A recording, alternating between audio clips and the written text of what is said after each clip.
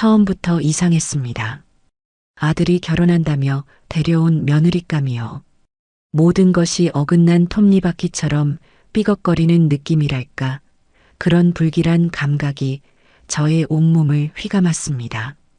그날 저는 아침부터 분주하게 움직였어요. 하나밖에 없는 아들, 김대호가 드디어 마음 정한 여자를 데려온다니 어미로서 어찌 가만히 있을 수 있겠습니까?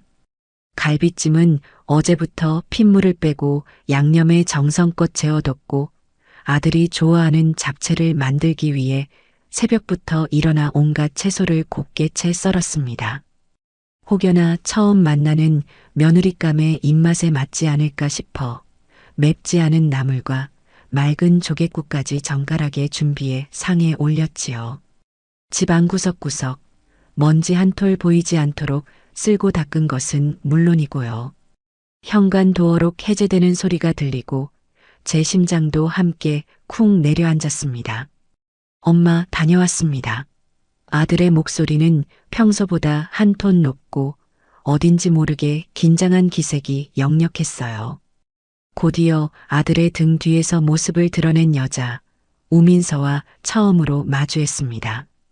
안녕하세요, 어머님. 말씀 많이 들었어요. 우민서라고 합니다.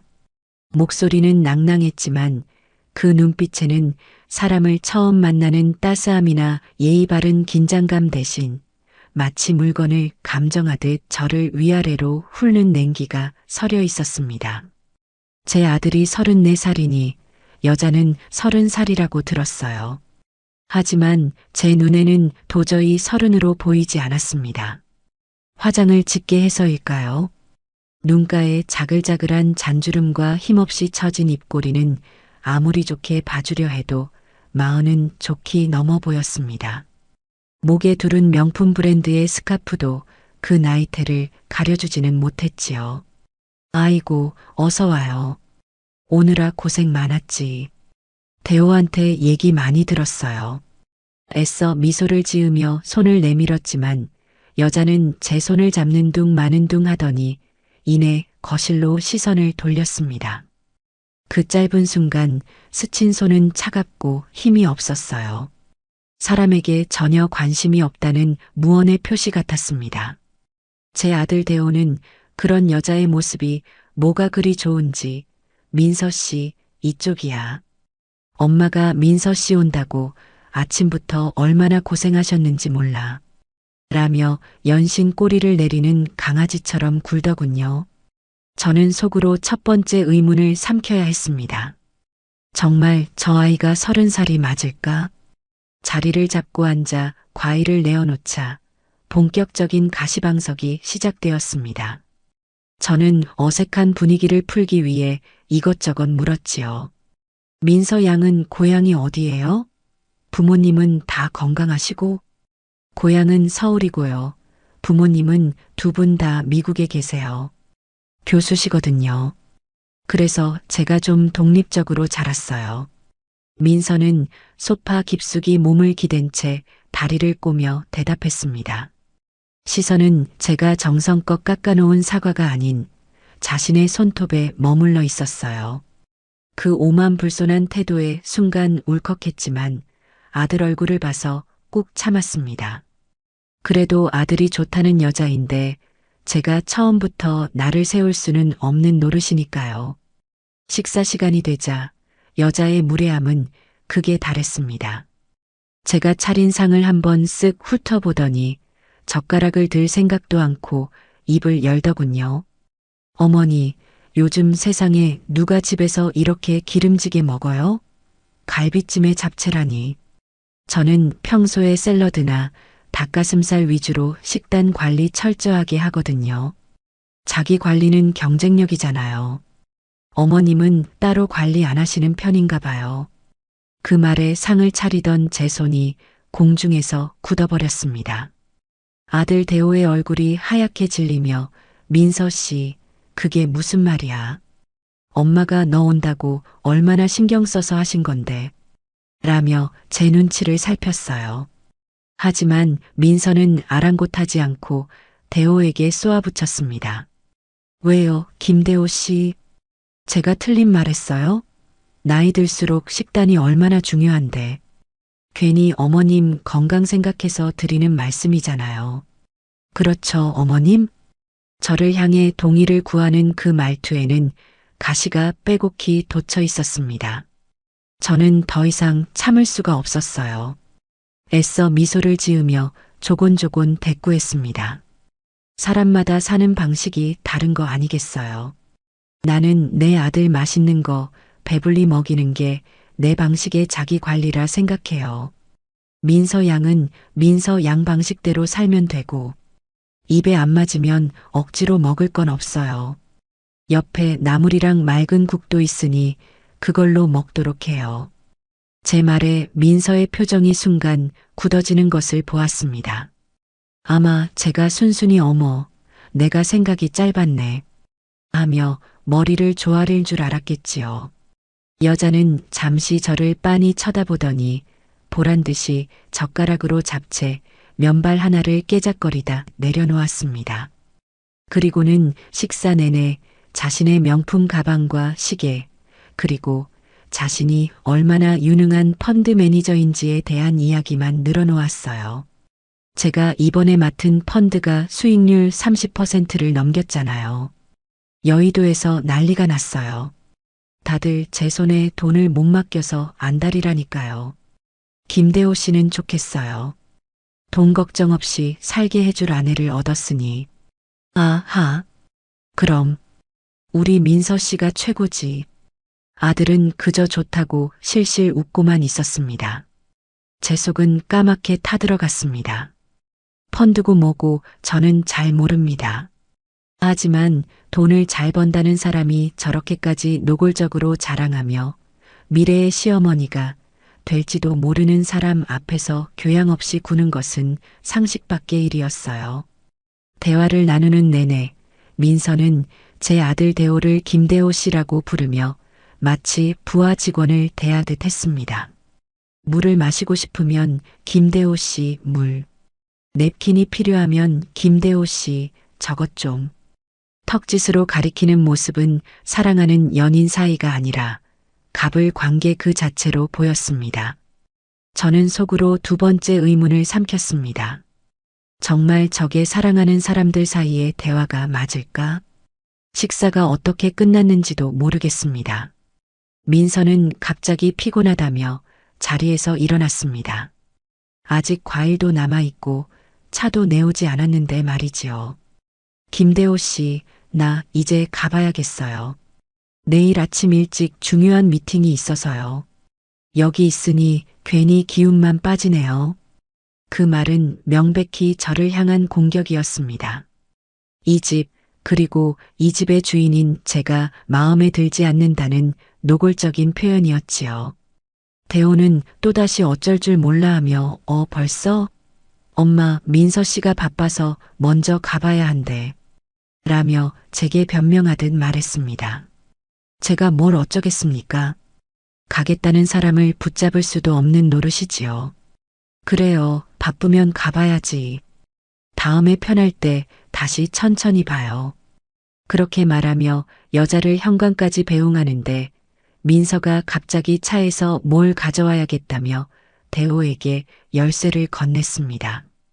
잠시 후 대호가 낑낑거리며 커다란 스티로폼 박스를 들고 들어왔어요. 어머니, 이거 받으세요. 민서 씨가 어머님 드리려고 특별히 준비한 거래요. 최고급 한우 세트예요. 아들은 뭐가 그리 신이 났는지 얼굴에 웃음꽃이 피었습니다. 민서는 팔짱을 낀 채 의기양양한 표정으로 말했어요. 어머니, 이거 아무 데서나 못 구하는 거예요. 제가 특별히 아는 분 통해서 공수한 거라고요. 비싼 거니까 맛있게 드세요.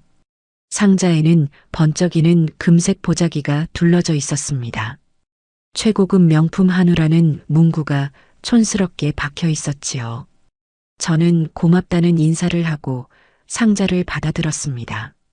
그런데 상자를 받아드는 순간 이상한 점을 발견했어요. 상자를 감싼 포장지가 한쪽 귀퉁이에서 살짝 들떠 있었고 유통기한이 적힌 스티커는 원래 있던 자국 위에 어설프게 덧붙여진 티가 났습니다. 마치 누군가 급하게 재포장한 것처럼요. 그들의 차가 떠나고 저는 텅 빈 거실에 홀로 서서 스티로폼 박스를 가만히 내려다보았습니다. 뚜껑을 열자 고기들은 그럴듯하게 담겨 있었지만 자세히 보니 선홍빛이 아니라 군데군데 거무죽죽한 빛을 띠고 있었어요. 신선한 고기에서 나는 특유의 냄새 대신 어딘지 모르게 비릿한 기운도 느껴졌습니다. 백화점 식품관에서 수십 년을 장본 제 눈을 속일 수는 없었습니다. 이건 절대 최고급도 특별히 공수한 것도 아니었어요. 기껏해야 동네 마트에서 마감 세일로 파는 유통기한 임박한 고기를 그럴듯하게 포장만 한 물건이었습니다. 저는 그 자리에 주저앉을 뻔했습니다. 비싼 선물을 받지 못해 서운한 것이 아니었어요. 그 안에 담긴 기만과 무시, 그리고 저를 완벽한 아무것도 모르는 늙은이로 취급하는 그 태도에 온몸의 피가 차갑게 식는 것 같았습니다. 나이도 행동도 선물까지도 모든 것이 가짜인 여자. 저는 속으로 삼켰던 의문들을 하나씩 꺼내보았습니다. 그리고 결심했습니다. 내 아들의 인생이 걸린 문제예요. 이대로 당하고만 있을 수는 없습니다. 저 여자의 정체, 무슨 수를 써서라도 반드시 밝혀내고야 말겠다고요. 그 조잡한 한우 세트는 제 아들을 지키기 위한 기나긴 싸움의 시작을 알리는 신호탄이었습니다. 그날 밤 저는 잠을 한숨도 이루지 못했습니다. 머릿속에는 온통 우민서라는 여자의 가식적인 미소와 오만한 말투, 그리고 제 아들 대호의 철없는 얼굴이 번갈아 떠올랐어요. 거실 식탁 위에 놓인 포장만 번지르르한 한우 세트는 마치 저를 조롱하는 흉물처럼 보였습니다. 동이 트기를 기다려 저는 그 상자를 음식물 쓰레기 봉투에 쳐넣듯 버려버렸습니다. 아들이 알면 난리를 치겠지만 저의 자존심이, 아니 어미로서의 마지막 존엄이 그것을 용납하지 않았어요. 이 일을 그냥 넘길 수는 없었습니다. 며칠 뒤 저는 계획을 하나 세웠습니다. 마침 주말에 제 친정 조카인 종철이가 집에 들르기로 되어 있었거든요. 종철이는 어릴 때부터 유난히 저를 잘 따랐고 무엇보다 명실상부한 S대 법대 졸업생이었습니다. 지금은 대형 로펌에서 잘 나가는 변호사로 일하고 있었지요. 저는 대호에게 전화를 걸어 주말에 종철이가 오니 겸사겸사 다 같이 저녁이나 먹자고 제안했습니다. 종철이 형이요? 아, 좋죠. 민서 씨도 똑똑한 사람이니 형이랑 얘기하면 잘 통하겠네요. 아들은 제 의도를 전혀 눈치채지 못한 채 해맑게 대답했습니다. 저는 민서가 과연 S대 법대 출신이라는 조카 앞에서 어떤 반응을 보일지 시험대에 올려보고 싶었어요. 만약 그녀의 말이 사실이라면 동문을 만나 반가워하며 자연스러운 대화를 나누겠지요. 하지만 만약 거짓이라면 반드시 허점을 드러낼 수밖에 없을 것이라고 생각했습니다. 약속한 토요일 저녁 대호와 민서가 다시 저희 집의 모습을 드러냈습니다. 민서는 지난번보다 한결 편안한 옷차림이었지만 그 특유의 남을 내려다보는 듯한 거만한 태도는 조금도 변하지 않았어요.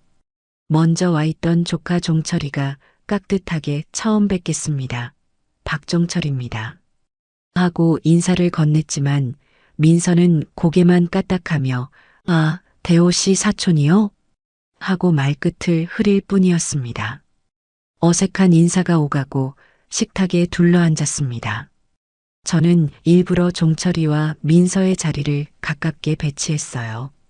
식사가 시작되고 제가 먼저 운을 띄웠습니다. 그러고 보니 민서 양도 우리 종철이처럼 S대 법대 나왔다고 했지? 이야, 정말 대단하다. 우리 집안에 똑똑한 인재가 둘이나 생겼네. 제 칭찬에 종철이는 아닙니다. 이모 제가 뭐려. 라며 겸손하게 손사래를 쳤지만 민서는 입꼬리만 살짝 올리며 네 뭐 공부가 제일 쉬웠어요. 하고 대답하더군요. 그 순간 종철이의 눈썹이 살짝 꿈틀하는 것을 저는 놓치지 않았습니다. 종철이가 드디어 입을 열었습니다. 아주 자연스러운 어조로요. 그러셨군요. 선배님이셨네요. 반갑습니다. 혹시 몇 학번이신지 여쭤봐도 될까요? 제가 아는 선후배들이 꽤 있어서요. 그 질문에 민서의 젓가락질이 순간 멈칫했습니다. 여자는 잠시 생각에 잠기는 듯 하더니 곧 태연한 표정으로 대답했어요. 아, 제가 학교를 좀 일찍 들어가서요. 학번이 좀 빨라요. 4학번이에요. 종철 씨보다는 한참 선배겠네요. 아, 4학번이시면 그렇군요. 그럼 혹시 민법 가르치셨던 양창수 교수님 수업 들어보셨어요? 교수님 강의가 워낙 명강이라 법대생들 사이에서는 거의 전설이었는데요. 종철이의 질문은 점점 구체적으로 변해갔습니다. 양창수 교수님은 S대 법대의 상징과도 같은 분이었으니 법대 출신이라면 모를 수가 없는 이름이었죠. 민서는 역시나 당황한 기색을 숨기지 못하고 물만 들이켰습니다. 양모요? 아, 그분. 들어본 것 같기도 하고. 제가 워낙 학점 관리에만 집중하느라 교수님들 성함까지는 일일이 기억을 못해서요. 워낙 많은 분들이 계셨잖아요. 그 어설픈 변명에 종철이의 눈빛이 서늘하게 빛났습니다. 하지만 종철이는 거기서 멈추지 않았어요. 그러시군요.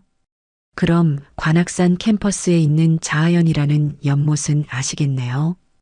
봄이 되면 경치가 정말 아름다워서 저희 때는 거기서 동기들끼리 막걸리도 많이 마시고 했는데 선배님 때도 그랬나요? 자아연이요? 알죠. 종철이는 더 이상 질문하지 않았습니다. 대신 옅은 미소를 지으며 고개를 끄덕일 뿐이었지요. 하지만 저는 알 수 있었습니다. 종철이 역시 저와 같은 결론에 도달했다는 것을요. 저 여자는 S대 법대 출신이 아니라는 것을. 그날 밤 대호와 민서가 돌아간 후 저는 종철이와 단둘이 남아 조용히 물었습니다. 종철아, 너가 보기엔 어떠니? 이모가 너무 예민하게 구는 걸까? 종철이는 단호하게 고개를 저었습니다. 이모, 절대 아니에요. 저 여자 100% 가짜예요. S대 법대생은커녕 대학 문턱이나 밟아봤을지 의심스러워요. 어떻게 그렇게 확신하니? 말투나 태도에서 지적인 깊이가 전혀 느껴지지 않아요. 진짜 엘리트들은 저렇게 천박하게 자기 자랑 안 해요. 그리고 결정적으로 S대 법대생 중에 양창수 교수님을 양모요? 라고 되묻는 사람은 단 한 명도 없어요. 그건 마치 대한민국 국민이 세종대왕을 모르는 것과 같은 수준이에요. 자아연 얘기할 때도 동문이라면 나올 수 없는 반응이었고요. 모든 대답이 마치 드라마에서 어설프게 배운 지식을 억지로 짜내는 느낌이었어요. 조카의 확신에 찬 말에 제 심장은 돌덩이처럼 무겁게 가라앉았습니다. 학벌까지 속인 거라면 대체 저 여자의 진짜 모습은 무엇일까요? 며칠 후 저는 인생에서 가장 기이하고 불쾌한 상견례를 치러야 했습니다. 민서는 상견례 날짜를 잡는 것부터 일방적으로 통보해 왔습니다. 어머니, 다음 주 토요일 저녁 6시 강남에 있는 라온이라는 한정식 집으로 예약했어요. 그날 상견례해요. 아니, 그걸 왜 너희들끼리 정하니? 상견례는 양가 어른들이 시간을 조율해서 잡아야지. 그리고 미국에 계신 부모님은 어떻게 오시려고? 제 물음에 민서는 당연하다는 듯 대답했습니다. 부모님은 못 오세요. 갑자기 하버드에서 중요한 학회가 잡히셨대요. 두 분 다 발제자로 참여하셔야 해서 도저히 일정을 뺄 수가 없으시다네요. 대신 저를 딸처럼 아껴주시는 외삼촌이 한 분 계시는데 그분이 나오실 거예요. 저는 기가 막혔습니다. 아들의 인생이 걸린 중요한 상견례에 부모가 불참한다니요. 그것도 학회라는 얼마든지 조율이 가능해 보이는 이유로요. 하지만 대호는 옆에서 민서 부모님은 세계적인 석학이시라 어쩔 수 없어, 엄마. 외삼촌분도 아주 훌륭한 분이시래. 라며 민서를 감싸기 바빴습니다. 저는 더 이상 말을 섞고 싶지 않아 알겠다고 대답했지만 찜찜한 기분은 조금도 가시지 않았습니다. 약속한 토요일 대호와 함께 라온이라는 한정식 집에 도착했습니다. 방 하나에 수십만 원을 호가하는 최고급 식당이었어요. 분명 이 식당도 민서가 아들의 돈으로 예약했을 겁니다. 잠시 후 민서와 함께 웬 낯선 남자가 방으로 들어왔습니다. 어머니, 이쪽은 제 외삼촌이세요. 삼촌, 이쪽은 대호 씨 어머님이셔. 저는 남자를 보고 제 눈을 의심했습니다. 민서가 말한 딸처럼 아껴주는 훌륭한 외삼촌의 모습과는 거리가 멀어도 한참 멀었어요. 값싸 보이는 빛바랜 정장은 몸에 맞지 않아 어색했고 구두는 닦지 않아 흙먼지가 그대로 묻어 있었습니다. 무엇보다 저를 마주치지 못하고 불안하게 흔들리는 눈빛과 막노동이라도 한 듯 거칠고 두꺼운 손은 학자와는 거리가 먼 평생 험한 일을 해온 사람의 그것이었습니다. 아, 안녕하십니까. 민서 외삼촌입니다. 남자는 어색하게 고개를 숙이며 자신을 소개했습니다. 하지만 저는 그가 자신의 이름조차 어색해한다는 느낌을 받았습니다. 어색한 침묵 속에서 식사가 시작되었습니다. 저는 이 기이한 상황을 그냥 넘길 수 없어 질문을 던지기 시작했습니다. 따님, 아니, 조카가 참 미인이네요. 어릴 때부터 예뻤겠어요. 아, 네, 그럼요. 예뻤죠. 하. 남자는 억지 웃음을 지으며 땀을 삐질삐질 흘렸습니다. 저는 계속해서 파고들었어요. 두 분이 미국에 계신다니 자주 뵙기 어렵겠어요. 주로 어떤 분야를 연구하시는 분들인가요? 우리 대호가 장인, 장모님 되실 분들인데 어떤 분들인지는 알아야 하지 않겠어요. 그 질문에 민서가 날카로운 눈으로 저를 쏘아보며 끼어들었습니다. 어머니, 그런 건 나중에 제가 다 말씀드릴게요. 삼촌은 바쁘셔서 그런 거 잘 모르세요. 아니, 가족이 어떤 분들이랑 사는지 조카의 사위가 될 사람이 궁금해하는 게 당연하지. 안 그런가요? 제 말에 남자는 거의 울상이 되어 어쩔 줄 몰라 했습니다. 민서는 식탁 밑으로 남자의 다리를 툭 치는 것 같았어요. 남자는 화들짝 놀라며 더듬더듬 대답했습니다. 저 그게 경제학 뭐 그런 쪽입니다. 제가 워낙 무식해서 잘 모릅니다. 하, 경제학 뭐 그런 쪽이라니요. 세상에 그런 학문도 있습니까? 저는 실소를 금할 수 없었습니다. 상견례 내내 남자는 단 한 번도 민서의 어린 시절이나 가족에 대한 질문에 제대로 된 답을 하지 못했습니다. 그저 민서의 눈치를 살피며 네, 네 하고 고개를 주걱거릴 뿐이었지요. 그 모습은 영락없이 돈에 고용되어 급하게 연기를 펼치는 어설픈 배우 같았습니다. 상견례가 파하고 집으로 돌아오는 길, 대호는 뭐가 그리 좋은지 입이 귀에 걸려 있었습니다. 엄마, 삼촌분 인상 좋으시지? 민서 말로는 사업을 크게 하시는 분이래. 오늘 바쁜 시간 쪼개서 겨우 나오신 거라고 하더라고. 저는 할 말을 잃었습니다. 제 아들이 어쩌다 저렇게 사람 보는 눈이 어두워졌을까요? 사랑이라는 감정이 사람을 저토록 눈뜬 장님으로 만들 수 있는 걸까요? 저는 그날 밤 깊은 무력감과 함께 더 큰 위기감을 느꼈습니다. 저 여자는 단순히 허영심이 많은 정도가 아니었어요. 가족관계까지 조작할 수 있는 대담함과 치밀함을 가진 훨씬 더 위험한 존재라는 것을 직감했습니다. 그 무렵부터 저는 아들의 씀씀이가 눈에 띄게 커졌다는 것을 발견했습니다. 평범한 회사원인 아들의 월급으로는 감당하기 힘든 명품 시계를 차고 다니기 시작했고, 주말마다 민서와 함께 최고급 호텔 레스토랑에서 식사를 하는 모양이었어요. 하루는 도저히 안 되겠다 싶어 아들을 앉혀놓고 진지하게 물었습니다. 대호야, 너 요즘 돈 어디서 나서 그렇게 쓰고 다니니? 너 월급 뻔히 아는데 그 시계는 뭐고 그 비싼 밥값은 다 뭐로 계산하는 거야? 아들은 제 질문이 불쾌하다는 듯 미간을 찌푸렸습니다. 엄마는 왜 자꾸 그런 걸로 사람을 괴롭혀? 다 민서 씨가 사주는 거야. 민서 씨 능력 있잖아. 자기가 번 돈으로 남자친구한테 이 정도도 못 써줘? 민서 양돈이라고?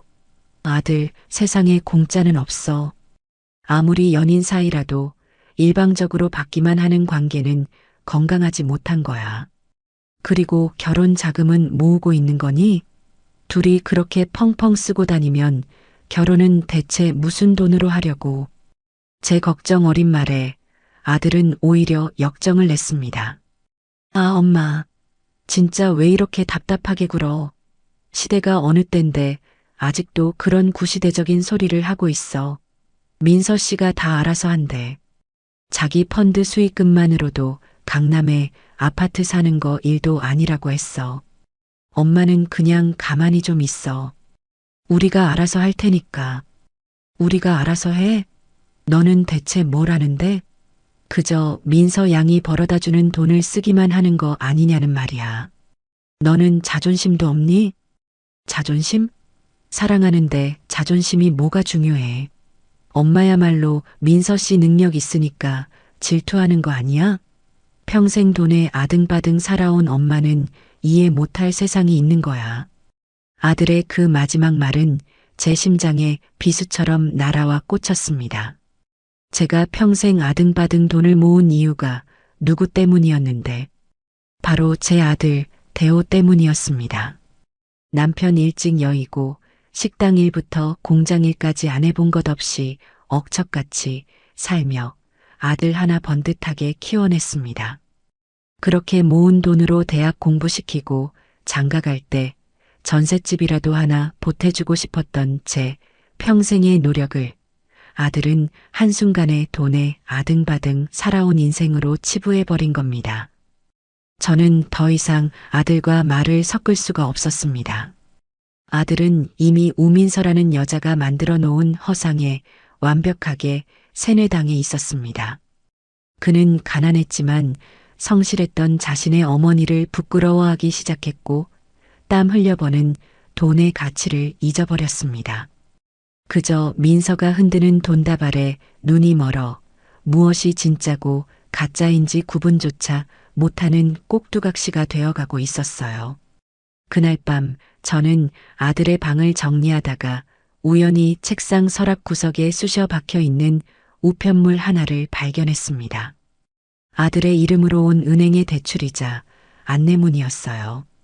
평소 아들이 거래하던 1금융권 은행이 아니었습니다. 이름만 들어도 살벌한 제2금융권, 아니 사채에 가까운 대부업체에서 온 것이었습니다. 대출 원금은 자그마치 5천만 원. 이자는 무시무시한 수준이었습니다. 제 손이 부들부들 떨렸습니다. 제 아들이 사채를 썼습니다. 민서가 사준다는 명품 시계, 비싼 밥값의 출처는 바로 이것이었을지도 모릅니다. 아니, 어쩌면 이 돈마저도 민서의 손에 들어갔을지도 모를 일이었지요. 저는 그 종이 한 장을 손에 쥔 채 거실에 주저앉아 밤새 울었습니다. 이제 더 이상 망설일 시간이 없었습니다. 아들을 저 무서운 여자의 소나기에서 구해내야만 했습니다. 설령 그 과정에서 아들이 저를 원망하고 미워하게 되더라도 어미로서 저는 이 일을 바로잡아야 할 의무가 있었습니다. 저 여자의 정체를 밝히기 위해서라면 이제는 합법적인 테두리를 넘어설 각오까지 해야 했습니다. 제 아들을 지키기 위한 전쟁은 그렇게 본격적으로 시작되고 있었습니다. 아들의 대출이자 안내문을 발견한 그날 이후 저는 이전의 고연자가 아니었습니다. 슬퍼하고 무력감에 빠져 있을 시간이 없었어요. 제 안에 무언가가 단단하게 각성하는 기분이었습니다. 마치 잠자고 있던 사자의 코털을 누군가 건드린 것처럼요. 제 아들을 지키기 위해서라면 저는 이제 그 무엇도 두렵지 않았습니다. 가장 먼저 한 일은 제가 가진 인맥을 총동원하는 것이었습니다. 수십 년간 시장에서 장사를 하고 이런저런 모임에 얼굴을 비추며 쌓아온 관계들이 있었지요. 그 중에서도 가장 먼저 떠오른 사람은 고등학교 동창이자 지금도 한 달에 한 번은 만나 수다를 떠는 친구 영숙이었습니다. 영숙이의 딸이 바로 여의도 증권가에 있는 대형 증권사에서 일하고 있었거든요. 저는 곧바로 영숙이에게 전화를 걸어 다짜고짜 만나자고 했습니다. 영숙이는 제 목소리가 심상치 않다는 것을 느꼈는지 군말 없이 약속 장소로 나와주었어요. 카페에 마주 앉아 저는 다른 말은 모두 생략하고 본론부터 꺼냈습니다. 영숙아, 나 좀 도와줘. 너희 딸한테 사람 하나만 알아봐 달라고 부탁해주면 안 될까? 무슨 일인데 그래? 너답지 않게 얼굴이 반쪽이 됐네. 저는 대호에게 우민서라는 여자가 생겼다는 것부터 그녀가 자칭 S대 법대 출신의 잘 나가는 펀드 매니저라고 소개했다는 것까지 간략하게 설명했습니다. 물론 저의 의심과 불길한 예감에 대해서도요. 제 이야기를 듣는 내내 영숙이는 심각한 표정으로 고개를 끄덕였습니다. 펀드 매니저? 이름이 우민서라고? 알았어. 내가 오늘 저녁에 딸애한테 바로 물어볼게. 그 바닥이 좁아서 이름 있는 사람이면 금방 소문이 날 거야. 친구의 시원시원한 대답에 조금은 마음이 놓였습니다. 그리고 바로 다음 날 저녁 영숙이에게서 전화가 걸려왔습니다. 저는 떨리는 마음으로 전화를 받았어요. 연자야, 나 영숙이야. 우리 딸한테 알아봤는데. 영숙이의 목소리는 조심스러웠습니다. 결론부터 말하면 그런 사람 없대. 없다니? 그게 무슨 말이야? 우리 딸이 회사 내부망이랑 금융투자협회 등록된 전문 인력 명단까지 전부 다 확인해 봤는데 우민서라는 이름의 펀드 매니저는 대한민국에 단 한 명도 등록되어 있지 않다는구나. 혹시나 해서 동명이인이라도 있나 찾아봤는데 증권업계 종사자 중에 그런 이름은 아예 없대. 심장이 쿵하고 떨어지는 소리가 들리는 듯 했습니다. 없었습니다. 처음부터 존재하지 않는 유령이었던 겁니다. 혹시 회사를 옮겼거나 지금은 쉬고 있는 사람일 수도 있지 않을까? 신락 같은 희망을 붙잡고 물었지만 영숙이는 단호하게 대답했습니다. 연자야, 그게 말이 안 되는 게 펀드 매니저는 법적으로 무조건 협회에 등록을 해야만 활동할 수 있는 전문직이야. 쉬고 있더라도 자격 기록은 남게 되어 있어. 그런데 아예 이름이 없다는 건 처음부터 펀드 매니저였던 적이 단 한순간도 없었다는 뜻이야. 너희 아들 단단히 속고 있는 것 같다. 전화기를 붙잡은 제 손이 힘없이 떨어졌습니다. 예상은 했지만 막상 거짓이라는 사실을 확인하고 나니 눈앞이 캄캄해졌어요. 직업까지 속였습니다. 대체 어디까지가 거짓이고 어디부터가 진실일까요? 저 여자의 목적은 대체 무엇일까요?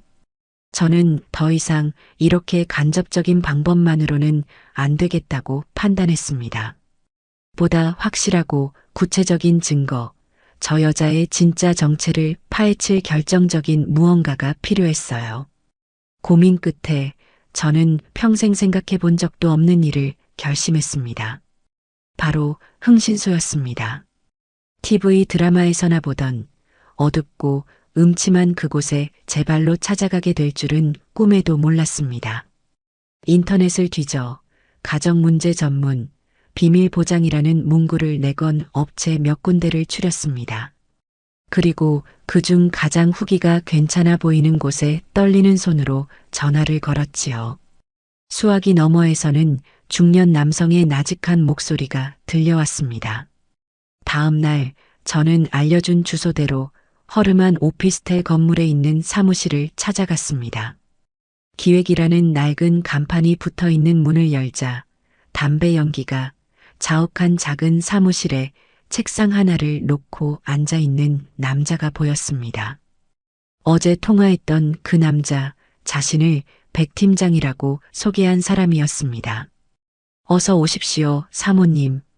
말씀은 전화로 대충 들었습니다만 백 팀장이라는 남자는 저를 소파에 앉히고는 믹스 커피를 한 잔 타주었습니다. 그의 눈은 날카로웠고 사람을 꿰뚫어 보는 듯한 깊이가 있었어요. 저는 조금은 위축되었지만 이내 마음을 다잡고 제가 겪은 일들을 모두 털어놓기 시작했습니다.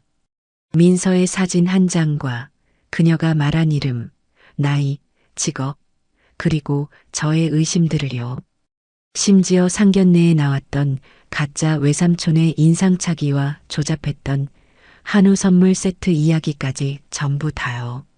제 이야기를 듣는 동안 백 팀장은 아무 말 없이 메모만 했습니다. 이야기가 모두 끝나자 그가 입을 열었습니다. 느낌이 아주 안 좋습니다. 사모님. 전형적인 수법입니다. 네, 전형적인 수법이라니요? 소위 말하는 결혼 빙자 사기꾼들이 쓰는 레퍼터리와 아주 유사합니다. 명문대, 전문직, 해외 거주 부모.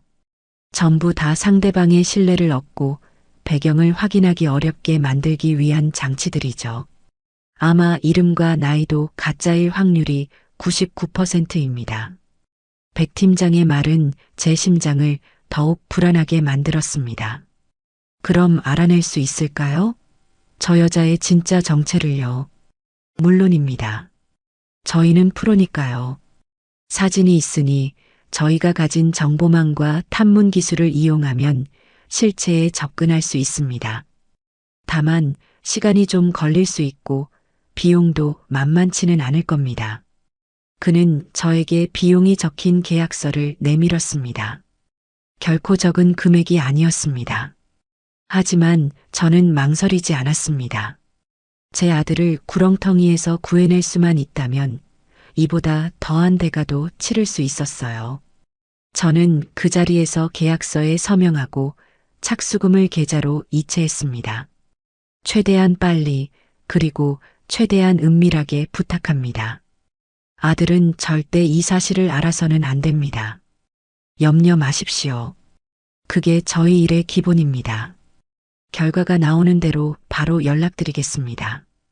흥신소 문을 나서는 제 발걸음은 천근만근 무거웠습니다. 죄를 짓는 기분이 들기도 했고 한편으로는 이제 무언가 시작되었다는 비장함이 느껴지기도 했어요. 과연 어떤 끔찍한 진실이 저를 기다리고 있을까요? 그렇게 며칠이 흐르고 백 팀장에게서는 아무런 연락이 없었습니다. 초조한 마음으로 하루하루를 보내던 어느 날 오후 모르는 번호로 전화 한 통이 걸려왔습니다. 평소 같았으면 받지 않았을 테지만 혹시나 백 팀장일까 싶어 조심스럽게 통화 버튼을 눌렀습니다. 여보세요? 수화기 너머에서는 아무런 대답이 없었습니다. 그저 거친 숨소리만 희미하게 들려왔어요. 여보세요? 누구시죠? 제가 재차 묻자 잠시 후 다급한 남자의 목소리가 들려왔습니다. 혹시 김대호 씨 어머니 맞습니까? 네, 그런데요. 누구신데요? 그 여자 우민서 아니, 그 여자 절대 믿지 마세요. 그 여자 사기꾼입니다. 지금이라도 당장. 남자의 목소리는 절박함과 분노로 떨리고 있었습니다. 그런데 그 순간 남자가 말을 채 끝내기도 전에 전화가 툭 하고 끊어져 버렸습니다. 마치 누군가에게 빼앗기기라도 한 것처럼요. 뚜뚜뚜 하는 단절음만이 제 귓가를 맴돌았습니다. 저는 한동안 그 자리에 얼어붙어 있었습니다. 이게 대체 무슨 상황일까요? 김대호의 어머니를 찾는다는 건 분명 저를 알고 전화했다는 뜻입니다. 그리고 우민서가 사기꾼이니 믿지 말라는 경고까지. 백 팀장이 보낸 사람일까요? 아니면 또 다른 피해자일까요? 머릿속이 복잡하게 얽혀 들어갔습니다. 한 가지 확실한 것은 저의 의심이 단순한 기우가 아니라 끔찍한 현실일 수 있다는 강력한 경고라는 점이었습니다. 그 알 수 없는 남자의 목소리는 앞으로 저에게 닥쳐올 폭풍의 서막을 알리는 불길한 전주곡처럼 들렸습니다. 제 심장은 걷잡을 수 없이 두근거렸습니다. 의문의 경고 전화 이후 저의 하루하루는 살얼음판을 걷는 듯한 긴장감으로 가득 찼습니다.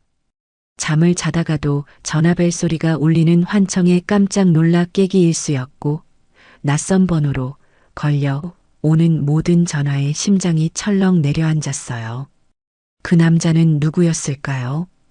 왜 그런 경고를 했을까요?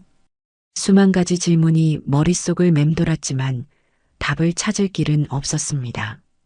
그러던 어느 날 드디어 흥신소의 백 팀장에게서 연락이 왔습니다. 사모님, 접니다. 백 팀장입니다. 드릴 말씀이 있으니 사무실로 한번 나와주셔야겠습니다. 목소리가 평소보다 훨씬 더 낮고 심각했습니다.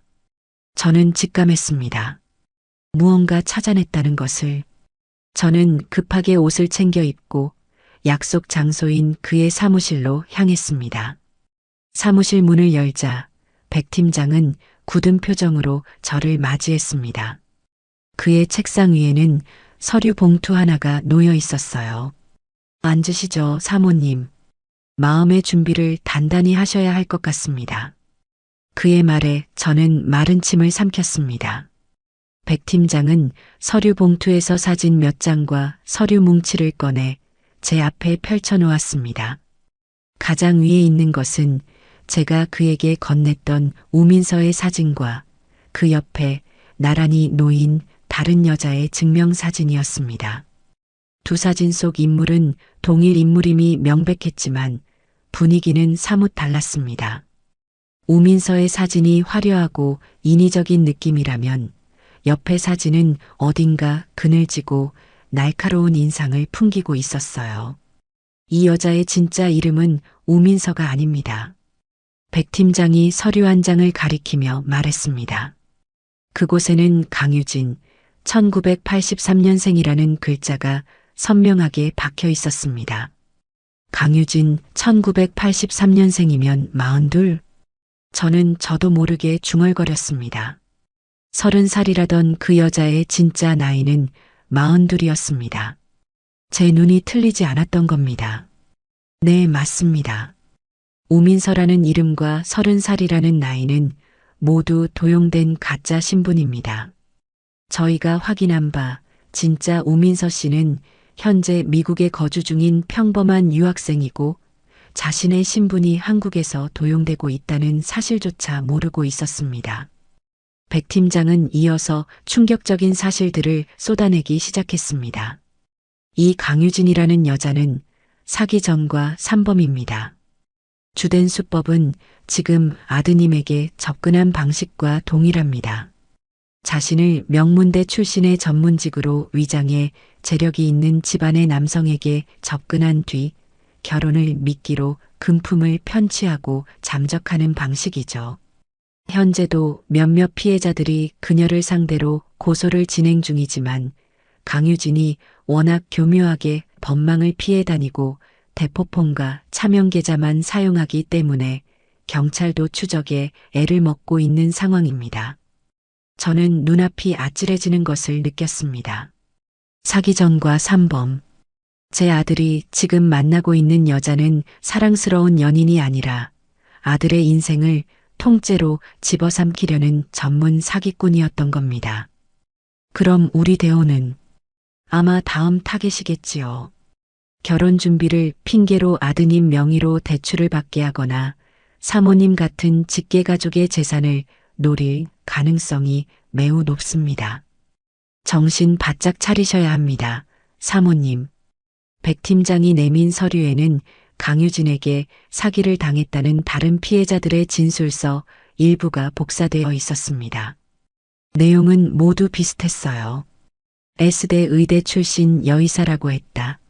하버드 MBA를 나온 재력가 집안의 딸이라고 했다 등 거짓된 신분으로 접근해 결혼 약속을 하고 사업 자금이나 투자금 명목으로 거액의 돈을 받아 가로챈 뒤 사라졌다는 끔찍한 이야기들이었습니다.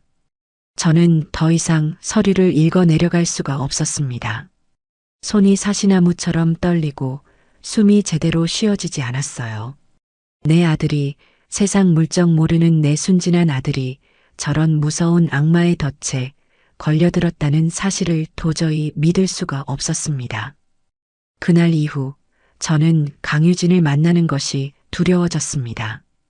그녀의 얼굴을 마주하면 그 뒤에 숨겨진 사기꾼의 얼굴이 겹쳐 보여 구역질이 날 것 같았기 때문입니다.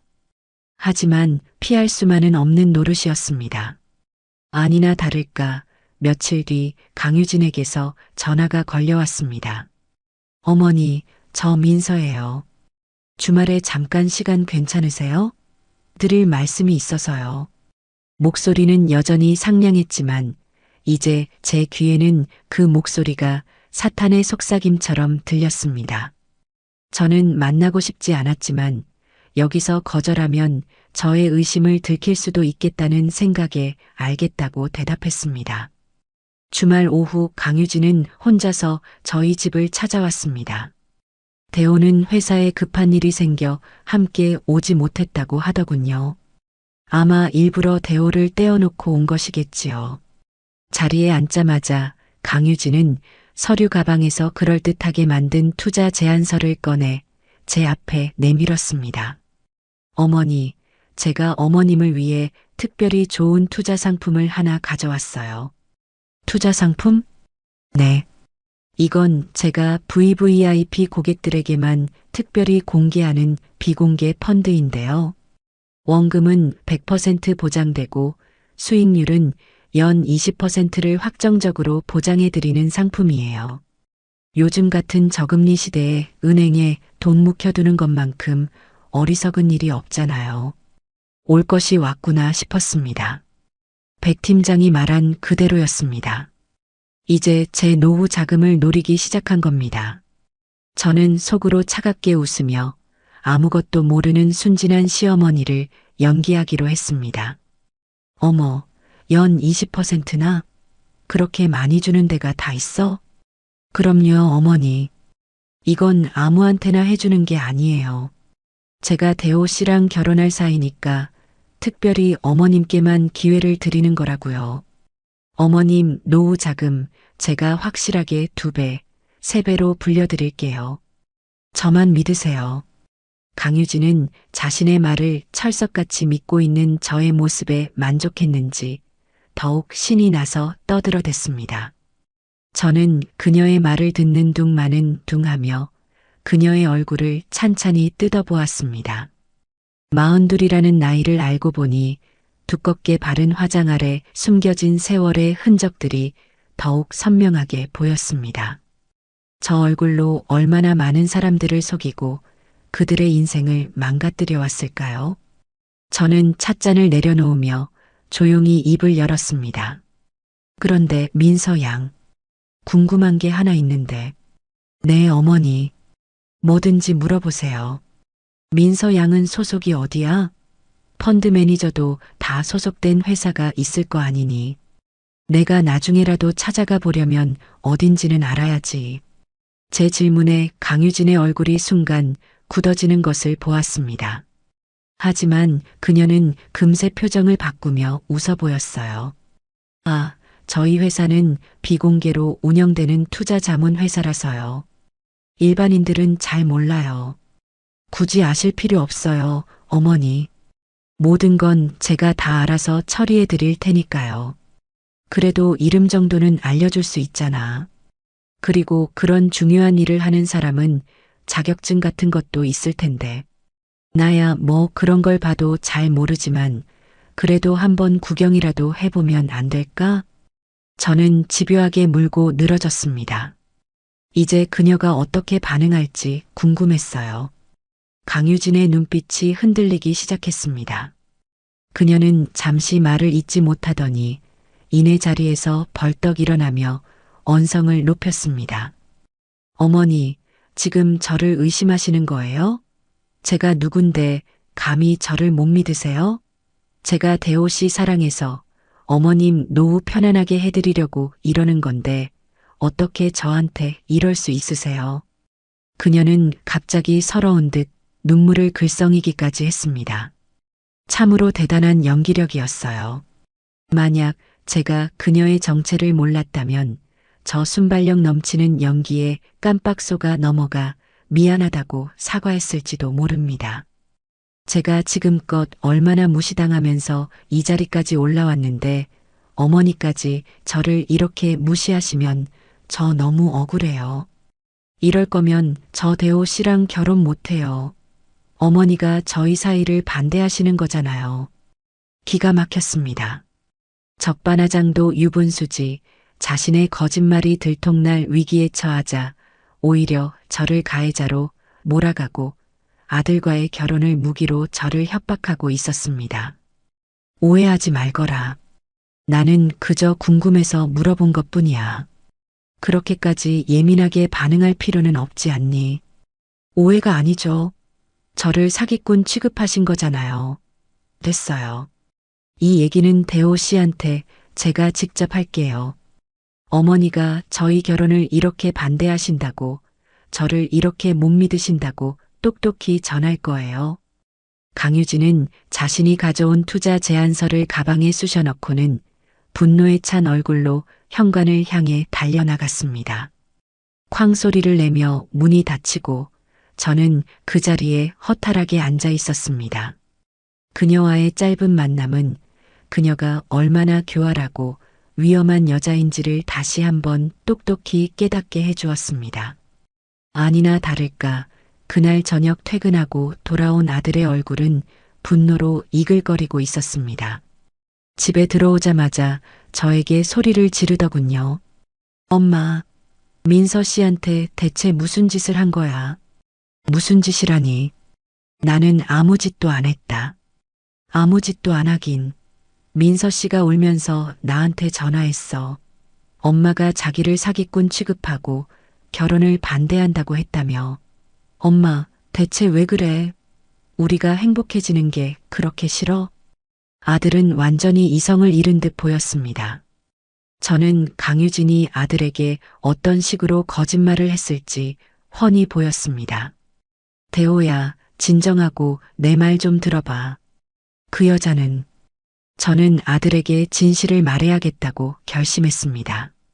하지만 아들은 제 말을 들으려고도 하지 않았어요. 듣기 싫어. 엄마 얘기 따위 듣고 싶지 않아. 엄마는 항상 그런 식이었어.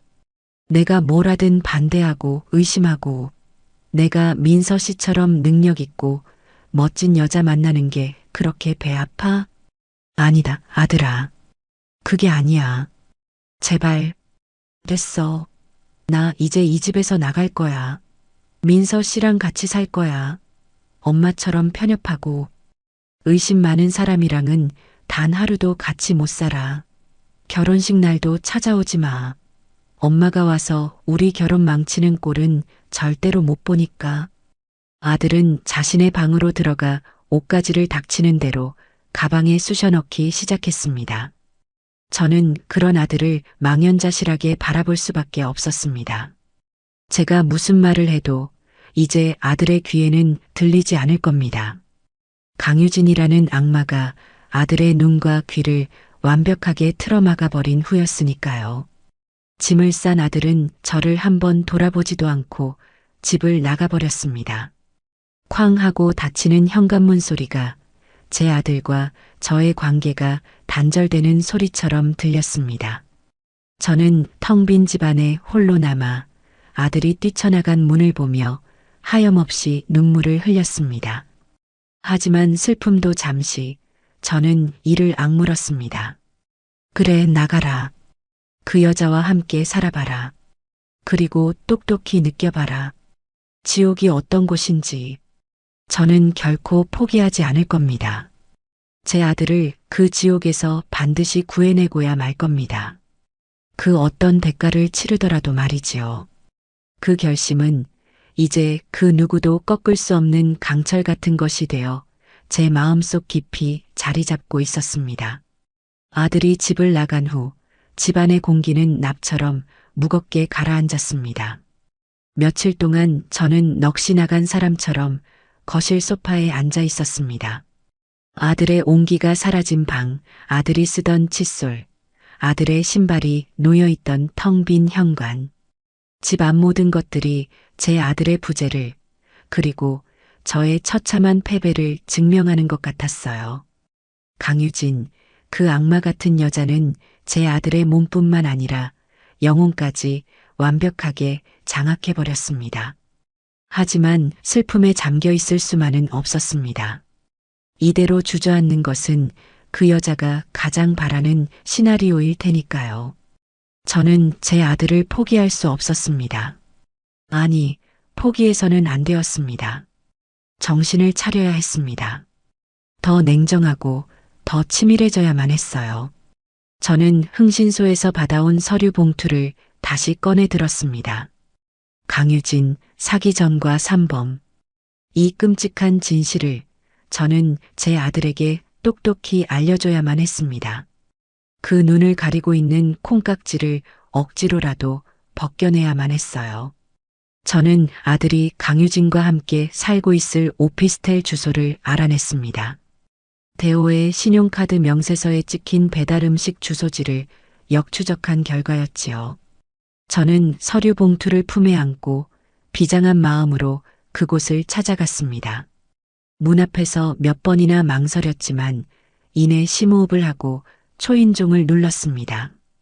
한참 뒤에야 문이 열리고 부스스한 얼굴의 대호가 저를 보고는 경악을 금치 못했습니다. 엄마가 여길 어떻게 해?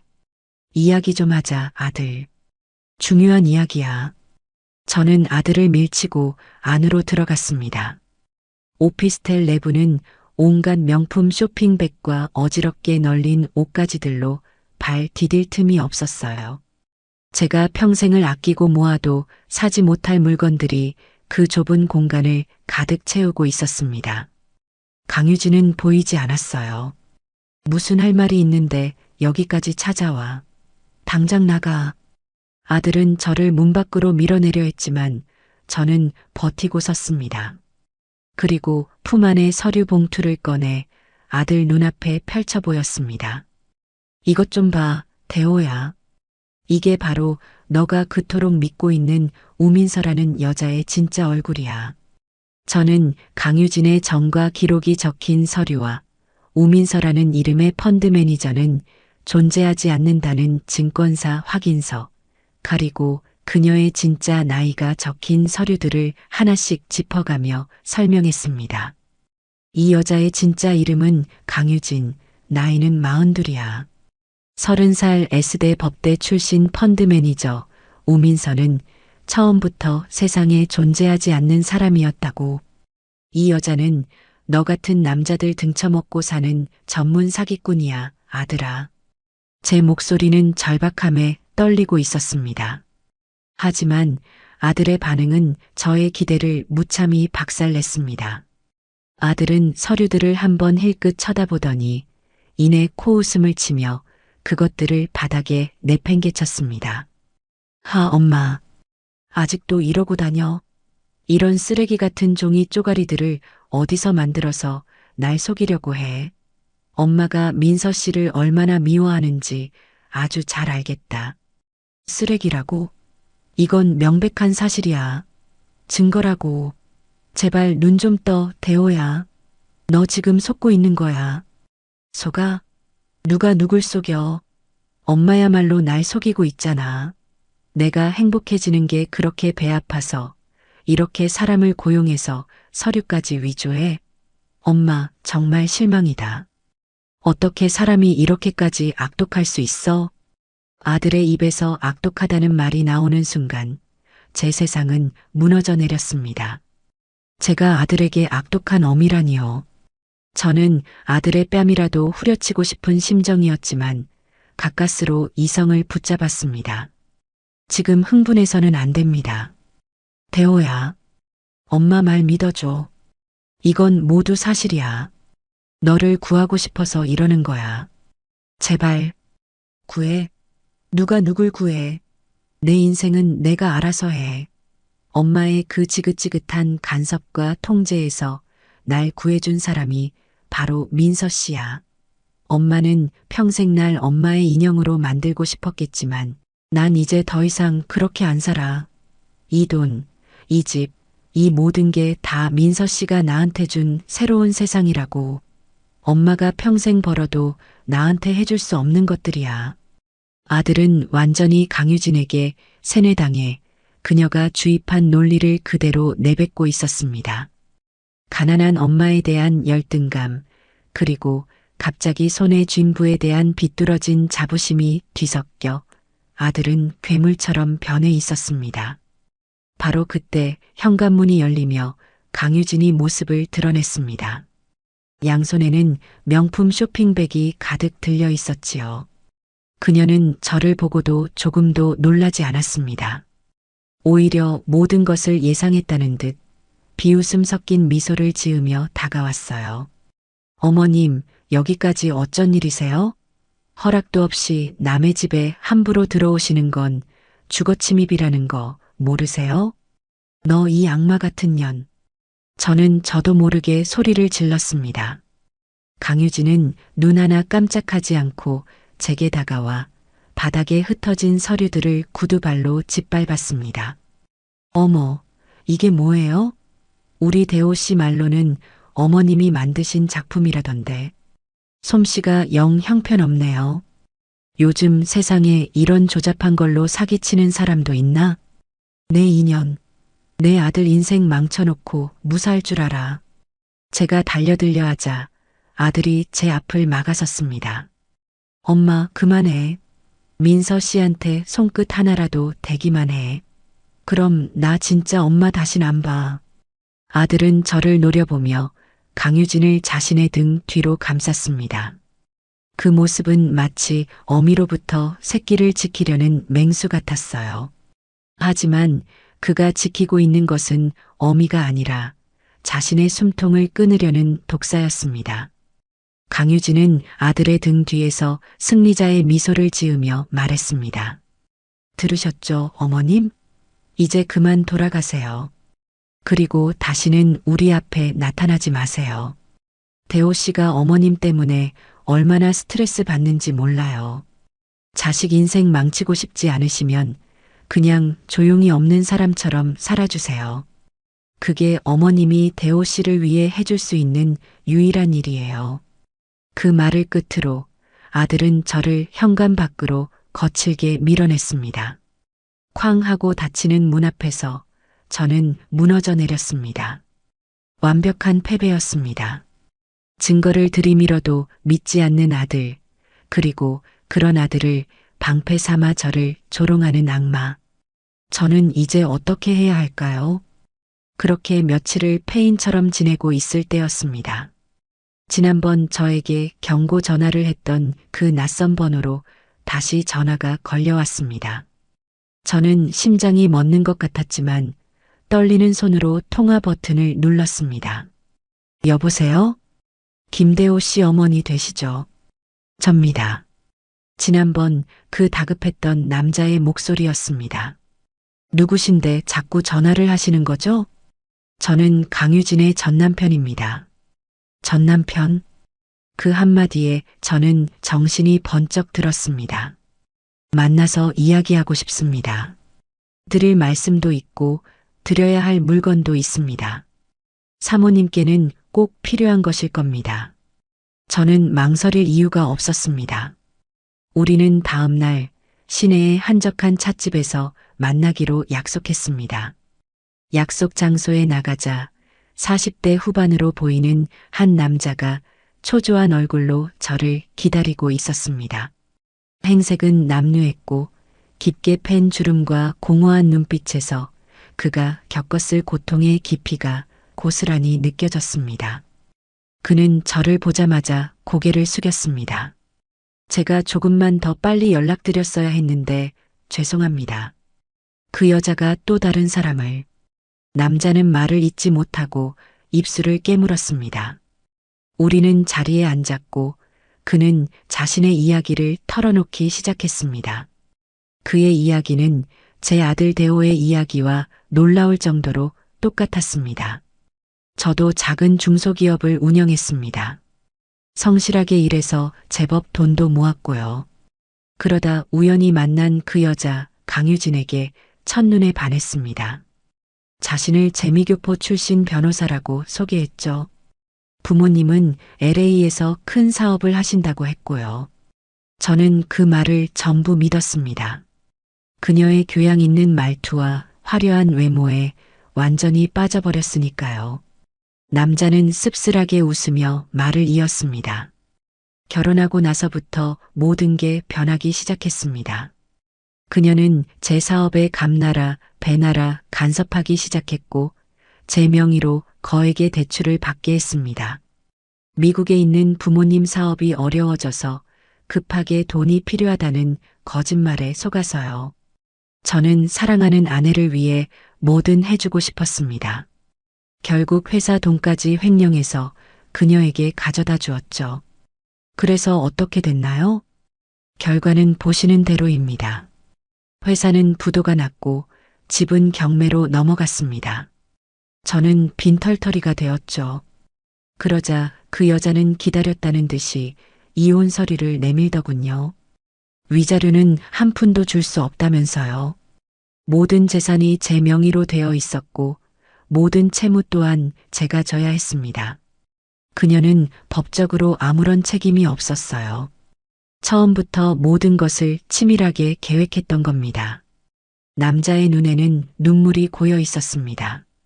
저는 남의 일 같지 않아 가슴이 미어졌습니다. 그 여자가 떠나고 나서야 그녀가 남기고 간 서류 뭉치 속에서 이것들을 발견했습니다. 남자는 낡은 서류 가방에서 종이 몇 장을 꺼내 제게 건넸습니다. 그것은 강유진이 남자의 인감도장을 몰래 훔쳐 위조한 사문서들과 남자의 돈으로 다른 남자에게 명품을 선물한 카드 내역서 등이었습니다. 명백한 범죄의 증거들이었죠. 이걸로 고소하지 그러셨어요. 했습니다. 하지만 그 여자는 이미 잠적한 뒤였고 경찰은 증거가 불충분하다며 수사에 미온적이었습니다. 그렇게 몇 년이 흘렀습니다.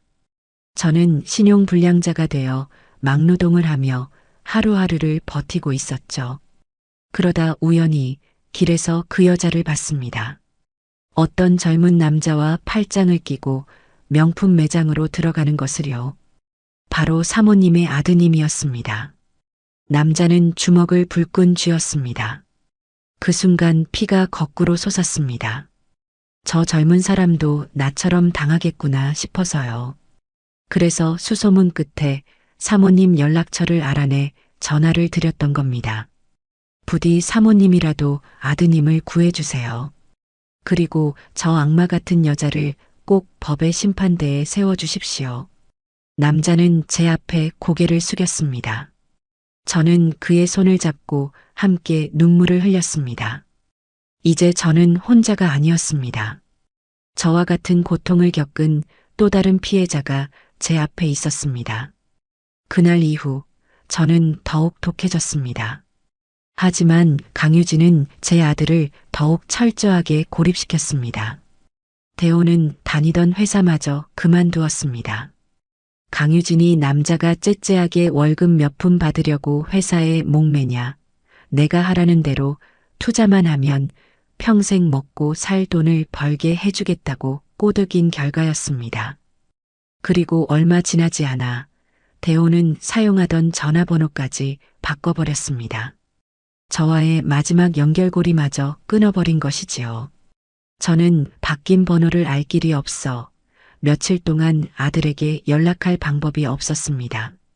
그러던 어느 날 밤, 낯선 번호로 짧은 문자 메시지 한 통이 도착했습니다. 엄마, 나 대호야. 다시는 나 찾지 마. 그리고 결혼식 날 찾아와서 행패 부리면 그땐 정말 엄마 아들 없는 셈 쳐. 이게 내 마지막 경고야. 그 차가운 문자를 읽는 순간 제 심장은 산산조각 나는 것 같았습니다. 아들은 이제 저를 완전히 적으로 규정하고 있었습니다. 절망감이 온몸을 휘감았지만 저는 휴대폰을 쥔 손에 힘을 주었습니다. 그래, 좋다. 그렇게까지 나온다면 나도 더 이상 너를 아기 취급하지 않겠다. 너는 이제 내 아들이기 이전에 강유진이라는 사기꾼의 공범이자 피해자다. 나는 너를 구하기 위해서가 아니라 저 악마를 심판하기 위해 싸우겠다. 저는 전 남편에게 받은 서류들을 다시 한번 확인했습니다. 그리고 흥신소의 백 팀장에게 전화를 걸었습니다. 이제는 더 이상 물러설 곳이 없었습니다. 저 여자의 뿌리까지 파헤쳐 그 추악한 민낯을 세상에 드러낼 시간이었습니다. 아들과의 관계가 완전히 단절된 후 저는 한동안 깊은 상실감에 빠져 있었습니다. 하지만 언제까지고 이렇게 무너져 있을 수는 없었어요. 제게는 아직 해야 할 일이 남아 있었으니까요.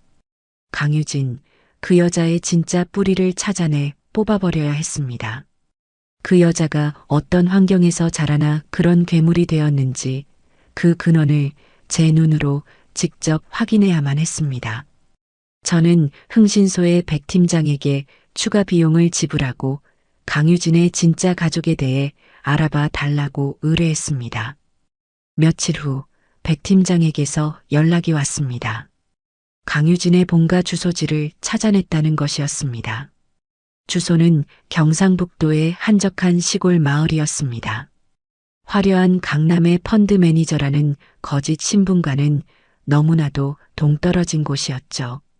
저는 다음 날 새벽 첫 차를 타고 그곳으로 향했습니다.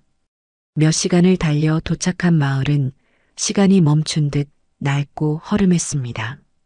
금방이라도 쓰러질 듯한 빈집들이 즐비했고 길에는 노인들 몇 분만이 힘없이 걸어 다니고 있었어요. 저는 주소지를 손에 들고 마을 사람들에게 물어물어 강유진의 집을 찾아갔습니다. 마을 가장 구석진 곳에 금방이라도 무너져 내릴 듯한 슬레이트 지붕의 흙집 한 채가 있었습니다. 마당에는 잡초가 무성했고 군데군데 쓰레기 더미가 쌓여 있어 사람이 사는 곳이라고는 믿기 힘들 정도였어요. 저는 잠시 망설이다 삐걱거리는 대문 안으로 들어섰습니다. 계세요? 안쪽을 향해 소리치자 잠시 후 기침 소리와 함께 방문이 열리고 한 노파가 모습을 드러냈습니다. 허리는 굽고 얼굴에는 고생의 흔적이 깊게 새겨져 있었어요. 강유진의 어머니였습니다. 노파는 낯선 저를 보고 경계하는 눈빛으로 물었습니다. 누구요? 저는 품에서 강유진의 사진을 꺼내 보여주었습니다. 따님 때문에 찾아왔습니다. 강유진 씨 어머니 맞으시죠? 사진을 본 노파의 얼굴이 새하얗게 질렸습니다. 동공은 공포에 질린 듯 흔들렸고 손은 사시나무처럼 떨리기 시작했어요.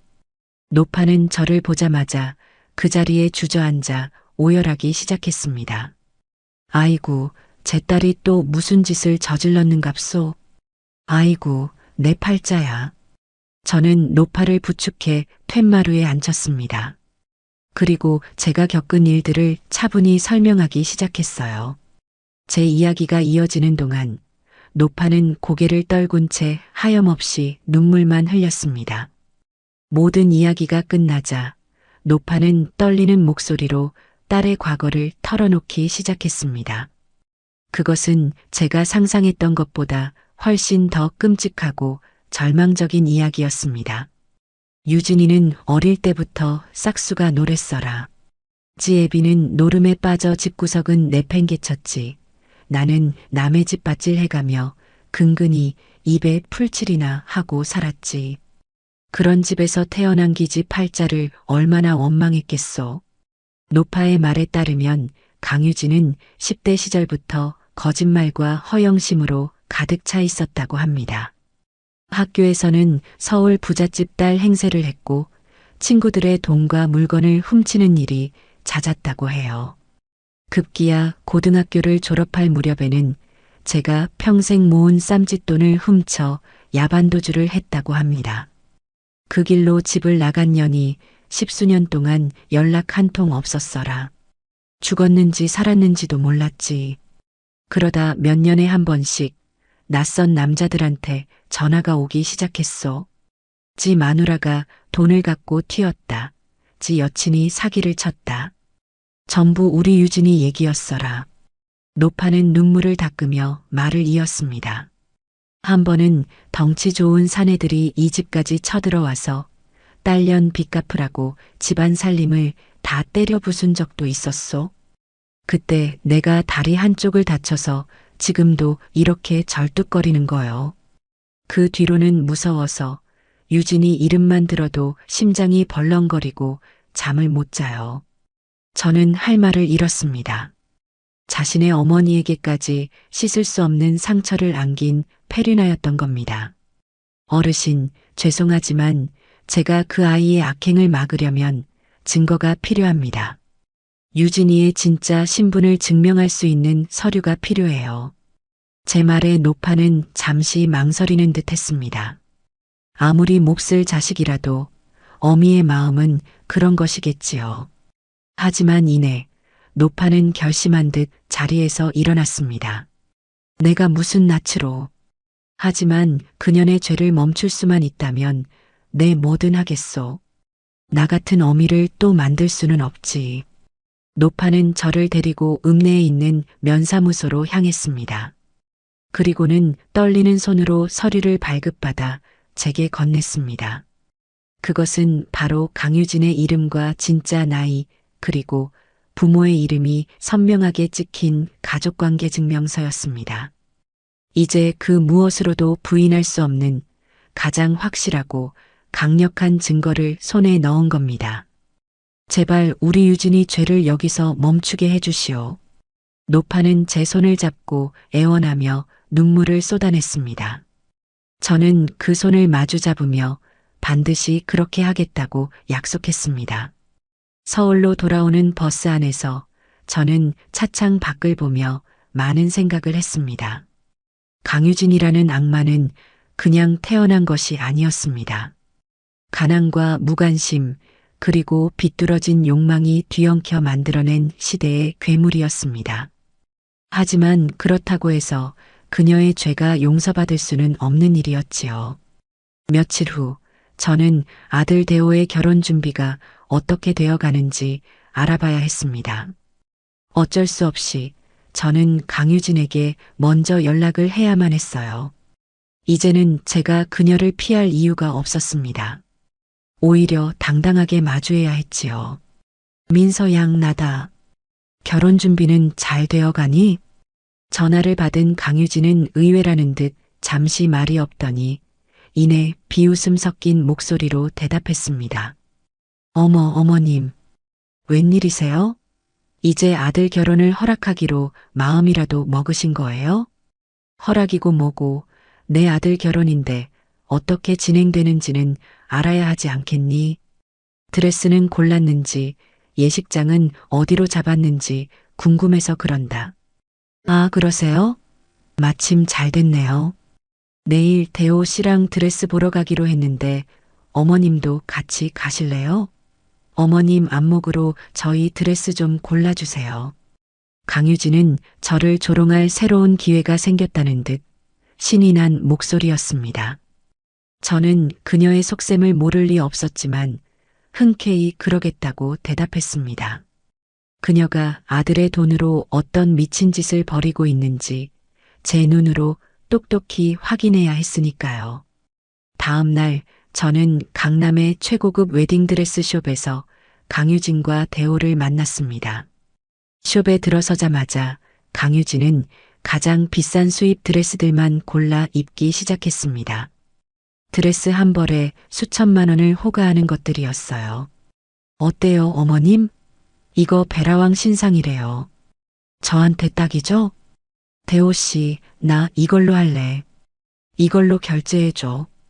강유진은 거울 앞에서 몸을 돌려보며 대호에게 당연하다는 듯 카드를 내밀라고 지시했습니다. 대호는 잠시 망설이는 듯 보였어요. 그의 표정에는 불안함이 서려 있었습니다. 아마 자신의 통장 잔고로는 감당이 안 된다는 것을 알고 있었겠지요. 왜 그래, 대호 씨? 표정이 안 좋네. 설마 돈 없어? 돈 없으면 말을 하지. 내가 또 좋은 곳 알아봐줘? 강유진은 좋은 곳이라는 말에 힘을 주며 대호를 조롱하듯 쳐다보았습니다. 그건 명백히 추가적인 사채를 종용하는 협박이었습니다. 대호는 결국 고개를 숙이고 떨리는 손으로 카드를 꺼내 결제를 했습니다. 한도 초과 알림이 뜨지 않기를 바라는 듯 그의 등은 땀으로 축축하게 젖어 있었습니다. 저는 그 모든 광경을 차가운 눈으로 지켜보았습니다. 그리고 조용히 강유진에게 다가가 말했습니다. 민서 양 아니, 유진이라고 불러야 하나? 제 말에 강유진의 얼굴이 대리석처럼 하얗게 굳어졌습니다. 그녀의 눈동자가 공포로 격렬하게 흔들렸어요. 무슨 소리를 하시는 거예요, 어머님? 내가 며칠 전에 경상북도에 좀 다녀왔거든. 아주 공기 좋은 시골 마을이더구나. 거기서 아주 인상 깊은 분을 만났어. 유진이 너를 낳아주신 분 말이다. 저는 그녀의 귓가에 속삭이듯 말했습니다. 강유진은 비명을 지를 뻔한 것을 가까스로 참는 듯 입술을 깨물었어요. 거길 어떻게 해? 내가 모를 줄 알았니? 너의 그 더럽고 추악한 과거를 내가 전부 파헤치지 못할 거라고 생각했어? 저는 미소를 지으며 그녀의 어깨를 토닥였습니다. 걱정 마. 아직은 아무에게도 말 안 했으니까. 결혼식은 예정대로 진행하렴. 신부는 세상에서 가장 아름다워야 하잖아. 마음껏 즐겨. 너의 마지막 파티가 될 테니까. 저는 그 말을 남기고 드레스숍을 나왔습니다. 뒤에서 저를 바라보는 강유진의 눈에는 공포와 증오, 그리고 살기까지 서려 있었습니다. 이제 주사위는 던져졌습니다. 그녀는 이 결혼을 포기할 수 없을 겁니다. 이미 너무 많은 돈을 썼고 너무 많은 거짓말을 했으니까요. 그녀는 어떻게든 결혼식을 강행하려 할 것이고 저는 바로 그곳 그녀가 인생의 가장 화려한 주인공이 되리라 믿는 그 무대에서 그녀를 나락으로 떨어뜨릴 겁니다. 제 복수는 이제 막 시작되었을 뿐이었습니다. 강유진에게 경고를 날린 후 저는 본격적으로 반격을 준비하기 시작했습니다. 혼자만의 싸움이 아니었어요. 저에게는 저와 같은 고통을 겪은 든든한 아군, 바로 강유진의 전 남편이 있었습니다. 저는 그에게 연락해 우리가 가진 증거들을 모아 함께 싸우자고 제안했습니다. 저 혼자만의 힘으로는 부족합니다. 우리가 힘을 합쳐야 저 악마를 잡을 수 있어요. 전 남편은 제 제안에 흔쾌히 동의했습니다. 그리고 그는 저에게 놀라운 소식을 전해주었어요. 자신 말고도 강유진에게 사기를 당한 또 다른 피해자들이 있으며 그들과 간간히 연락을 하고 있다는 것이었습니다. 며칠 뒤 우리는 서울의 한 허름한 식당에 모였습니다. 저와 전 남편 그리고 2명의 남자가 더 있었습니다. 한 명은 자신을 중소기업 사장이라고 소개했고 다른 한 명은 평범한 회사원이었습니다. 그들 역시 강유진에게 똑같은 수법으로 당해 전 재산을 날리고 빚더미에 올라앉은 상태였어요. 저는 S대 출신 의사라는 말에 깜빡 속았습니다. 병원 개업 자금이 필요하다는 말에 부모님 유산까지 전부 끌어다 줬는데 저는 유명 아나운서라고 하더군요. 해외 유학 자금이 필요하다고 해서 제 이름으로 마이너스 통장까지 만들어줬습니다. 각자의 사연을 털어놓는 그들의 얼굴에는 깊은 절망과 분노가 서려 있었습니다. 우리는 마치 전쟁에서 패하고 모인 패잔병들 같았어요. 하지만 서로의 상처를 확인한 순간 우리 눈에는 복수의 불꽃이 타오르기 시작했습니다. 우리는 그 자리에서 강유진 피해자 연대를 결성했습니다. 우리의 목표는 단 하나, 강유진을 법의 심판대에 세우고 그녀가 빼앗아간 모든 것을 되찾는 것이었습니다. 우리는 각자 가지고 있던 증거 자료들을 모두 꺼내놓았습니다. 제가 가지고 있던 흥신소 보고서와 가족관계 증명서, 전 남편이 가지고 있던 사문서, 위조 증거와 카드 내역서, 그리고 다른 피해자들이 가지고 있던 차용증과 송금 내역까지 그것들을 한데 모으니 강유진의 사기 행각을 입증할 거대한 산이 만들어졌습니다. 이제 남은 것은 이 증거들을 어떻게 가장 효과적으로 사용하느냐였습니다. 그때 제가 입을 열었습니다. 여러분, 저에게 좋은 생각이 있습니다. 모두의 시선이 제게로 쏠렸습니다. 강유진은 지금 제 아들과의 결혼을 준비하고 있습니다. 아마 며칠 안에 청첩장이 나올 겁니다. 바로 그 결혼식, 그녀가 인생의 정점에 올랐다고 생각하는 바로 그 순간에 우리가 모든 것을 폭로하는 겁니다. 제 제안에 모두의 얼굴에 긴장감이 감돌았습니다. 한 피해자가 조심스럽게 물었어요. 결혼식장에서요? 너무 위험하지 않을까요? 아드님에게도 큰 상처가 될 텐데요. 제 아들에게는 이미 충분한 상처가 되었습니다. 지금은 그 상처를 도려내야 할 때입니다. 그리고 강유진은 절대 그 결혼을 포기하지 못할 겁니다. 이미 너무 많은 것을 투자했으니까요. 그 결혼식장은 그녀에게 가장 화려한 무대이자 동시에 가장 완벽한 함정이 될 겁니다. 제 단호한 말에 모두의 눈빛이 변하기 시작했습니다. 복수심에 더해 짜릿한 무언가가 그들의 눈에 어른거렸어요. 우리는 그날 밤 결혼식 디데이 작전 계획을 세우기 시작했습니다. 계획은 치밀해야 했습니다. 우리는 각자의 역할을 분담했어요. 전 남편과 다른 피해자들은 하객으로 위장해 식장에 잠입하기로 했습니다. 그리고 저는 신부 측 혼주석에 앉아 모든 상황을 지켜보다가 결정적인 순간에 폭로의 신호탄을 쏘아 올리는 역할을 맡았지요. 우리는 예식장의 구조를 파악하고 스크린과 음향 장비를 어떻게 활용할지까지 세세하게 논의했습니다. 강유진의 모든 거짓말이 담긴 증거 자료들을 파워포인트 파일로 만들어 식장의 대형 스크린에 띄울 계획이었습니다. 다음으로 해야 할 일은 경찰의 협조를 구하는 것이었습니다. 우리는 우리가 모은 모든 증거 자료를 가지고 관할 경찰서의 지능범죄수사팀을 찾아갔습니다. 처음에는 저희의 이야기를 반신반의하던 형사들도 산더미처럼 쌓인 증거와 여러 명의 일관된 진술을 듣고는 태도를 바꾸었습니다. 이거 보통 내기가 아니군요. 상습적인 전문 사기꾼입니다. 담당 형사는 혀를 내둘렀습니다. 저희가 결혼식 당일 현장 근처에서 대기하고 있겠습니다. 사모님께서 신호를 주시면 바로 현장으로 진입해 현행범으로 체포하겠습니다. 더 이상 추가 피해자가 나오는 것을 막아야지요. 경찰의 협조까지 약속받자 우리의 계획은 완벽해졌습니다. 이제 남은 것은 그 심판의 날을 기다리는 것뿐이었습니다.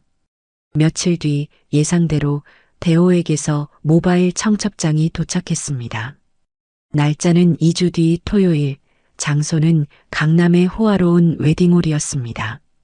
청첩장 사진 속에서 강유진은 세상에서 가장 행복한 신부인 척 활짝 웃고 있었고 제 아들은 아무것도 모른 채 그녀의 옆에서 바보처럼 미소 짓고 있었습니다.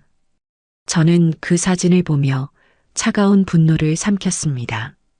결혼식이 다가올수록 강유진은 더욱 불안해하는 듯 했습니다. 저에게 하루가 멀다 하고 전화를 걸어 저의 동태를 살폈습니다. 어머님, 결혼식 때 입으실 한복은 맞추셨어요? 제가 좋은데 알아봐 드릴까요? 어머님, 저희 신혼여행은 하와이로 가기로 했어요. 어머님 선물도 꼭 사올게요. 그 가식적인 친절 뒤에 숨겨진 불안과 공포가 제게는 고스란히 느껴졌습니다. 저는 아무것도 모르는 척 그녀의 비위를 맞춰주었습니다. 그래, 고맙다. 너희만 행복하면 나는 더 바랄 게 없지. 결혼식 전날 밤 저는 잠을 이룰 수가 없었습니다. 지난 몇 달간의 일들이 주마등처럼 스쳐 지나갔습니다. 처음 그 여자를 만났을 때의 불길한 예감, 아들과의 끔찍했던 다툼, 그리고 피해자들과 함께 눈물 흘리며 복수를 다짐했던 순간들까지 저는 거실에 홀로 앉아 앨범을 꺼내 보았습니다. 앨범 속에는 아들의 어린 시절 사진들이 가득했습니다. 해맑게 웃고 있는 아기 대호, 초등학교 입학식 날 긴장한 얼굴로 제 손을 꼭 잡고 있던 대호, 대학교 합격증을 들고 기뻐하던 대호. 제 아들은 원래 저렇게 착하고 순한 아이였습니다. 저 아이를 저렇게 망가뜨린 그 여자를 저는 절대로 용서할 수 없었습니다. 저는 휴대폰을 들어 아들에게 마지막 문자를 보냈습니다. 이것이 어미로서 제가 해줄 수 있는 마지막 배려이자 마지막 기회였습니다. 아들아, 내일 무슨 일이 있어도 엄마를 믿어다오. 엄마는 너를 미워해서 이러는 것이 아니란다. 너를 너무나도 사랑하기 때문에 너를 지키기 위해 이러는 거란다. 부디 진실을 외면하지 말아라. 답장은 오지 않았습니다. 저는 조용히 휴대폰을 내려놓고 창밖의 어둠을 바라보았습니다. 폭풍전야. 세상은 고요했지만 제 마음속에서는 거대한 폭풍이 몰아치고 있었습니다. 내일 길고 길었던 이 지긋지긋한 싸움이 끝날 겁니다. 그리고 저는 반드시 이 전쟁에서 승리할 겁니다. 제 아들을 위해서, 그리고 저 자신을 위해서. 결전의 날이 밝았습니다. 저는 새벽같이 일어나 찬물로 목욕 재개했습니다. 오늘 저는 제 아들의 결혼식을 축복하러 가는 혼주가 아니었습니다. 수십 년간 쌓아 올린 악마의 성을 무너뜨리러 가는 전사였습니다.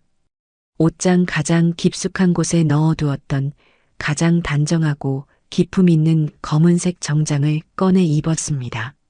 화려한 한복 대신 검은 갑옷을 입는 심정이었어요. 약속한 시간이 되어 저는 웨딩홀로 향했습니다. 강남에서도 가장 호화롭기로 소문난 곳이었습니다. 입구에서부터 눈이 부실 정도로 화려한 샹들리에와 생화 장식이 저를 맞이했어요. 로비에는 이미 수많은 하객들이 모여 담소를 나누고 있었습니다. 하나같이 값비싼 옷과 보석으로 치장한 사람들이었어요. 그들은 강유진이 뿌린 거짓 향기에 취해 그녀가 대단한 집안의 자제일 것이라고 철석같이 믿고 있는 듯 했습니다. 저는 그들 사이를 조용히 걸어 식장 안으로 들어갔습니다. 가장 먼저 눈에 들어온 것은 식장 맨 앞 대형 스크린이었습니다. 저와 피해자 연대가 준비한 프레젠테이션 파일이 담긴 USB를 웨딩홀 직원에게 건네며 신랑 신부의 성장 동영상이라고 둘러댔었지요. 직원은 아무 의심 없이 파일을 컴퓨터에 옮겨 심었습니다. 이제 모든 준비는 끝났습니다. 저는 제 자리가 지정된 혼주석에 앉지 않고 일부러 하객석 뒤편에 자리를 잡았습니다. 전체 상황을 한눈에 조망하기 위해서였죠. 잠시 후 오늘의 주인공인 강유진을 만나기 위해 신부 대기실로 향했습니다. 문을 열자 눈이 부시게 화려한 드레스를 입은 강유진이 거울 앞에서 자신의 모습을 확인하며 만족스러운 미소를 짓고 있었어요. 그녀의 주변에는 친구인 척하는 여자 몇몇이 둘러싸고 아첨을 늘어놓고 있었습니다. 어머님 오셨어요? 강유진은 저를 발견하고는 가식적인 미소를 지으며 자리에서 일어났습니다. 그래, 우리 며느리 얼굴 한번 보려고 왔다. 오늘 정말 눈이 부시게 아름답구나. 저는 그녀의 손을 잡으며 나지막이 말했습니다. 제 목소리를 들은 강유진의 미소가 순간 굳어지는 것을 보았어요. 오늘을 마음껏 즐기렴. 내 인생에서 가장 빛나는 날이 될 테니. 그리고 아마 마지막으로 빛나는 날이 될 게다. 무슨 뜻이에요, 어머님? 보면 알아. 아, 그리고 이건 내가 너에게 주는 마지막 선물이다. 저는 작은 상자 하나를 그녀에게 건넸습니다. 강유진이 조심스럽게 상자를 열자 그 안에는 그녀의 진짜 어머니가 살던 시골집에 흙 한 줌이 담겨 있었습니다. 강유진의 얼굴에서 핏기가 사라졌습니다. 그녀는 비명조차 지르지 못하고 저를 공포에 질린 눈으로 쳐다보았어요. 내 뿌리를 잊지 말라는 뜻이다. 내가 어디서 왔는지, 그리고 곧 어디로 돌아가게 될지. 저는 그 말을 남기고 신부 대기실을 나왔습니다. 이제 그녀는 극도의 불안과 공포 속에서 자신의 결혼식이 시작되기를 기다려야 할 겁니다. 식장으로 돌아오니 피해자 연대 동지들이 약속대로 하객인 척 자리를 잡고 앉아 있었습니다. 우리는 서로 눈빛을 교환하며 결의를 다졌습니다. 곧이어 식장의 조명이 어두워지고 웅장한 음악과 함께 예식이 시작되었습니다. 가장 먼저 제 아들 대호가 긴장한 얼굴로 입장했습니다. 턱시도를 입은 아들의 모습은 늠름했지만 어딘지 모르게 불안한 기색이 역력했어요. 제 어젯밤 문자가 아들의 마음에 작은 파문을 일으킨 것이겠지요. 아들은 저를 찾으려는 듯 하객석을 두리번거렸지만 저는 어둠 속에 몸을 숨겼습니다.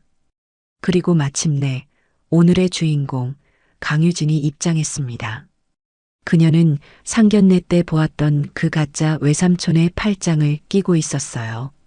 얼굴의 경련을 감추기 위해 억지 미소를 짓고 있었지만 그 눈은 공포로 가득 차 있었습니다.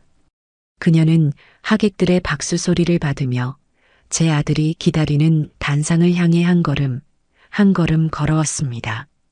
저는 그 모습을 보며 사형장으로 향하는 죄수의 마지막 걸음을 떠올렸습니다. 단상에 선 두 사람.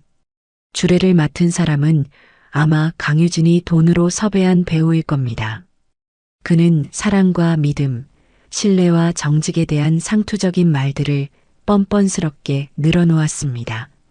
그 위선적인 말들이 식장 가득 울려 퍼질 때마다 저는 구역질이 치밀어 오르는 것을 느꼈어요.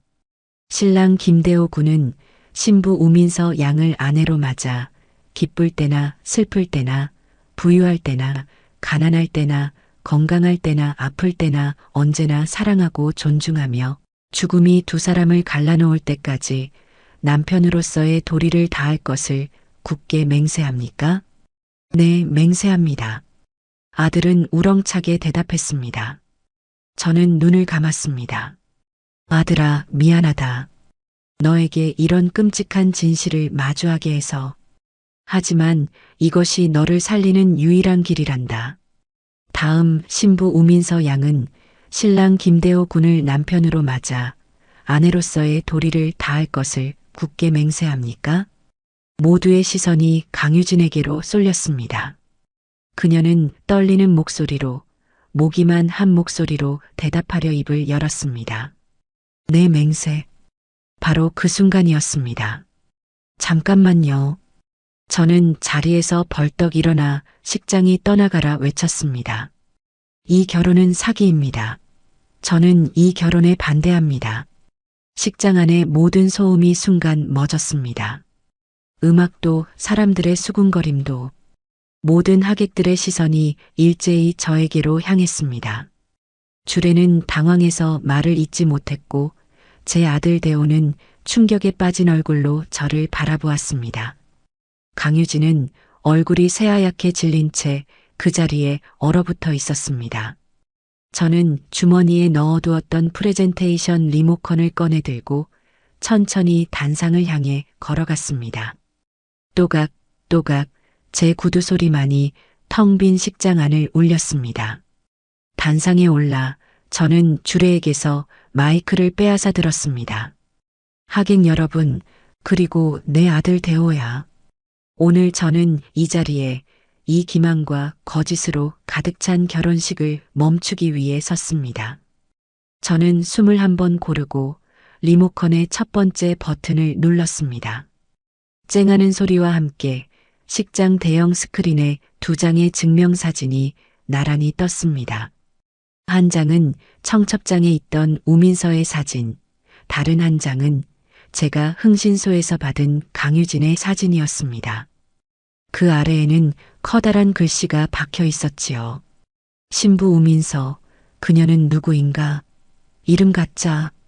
지금 여러분이 보시는 이 여자의 진짜 이름은 우민서가 아닙니다. 이 여자의 본명은 강유진입니다. 식장 곳곳에서 경악의 탄성이 터져 나왔습니다.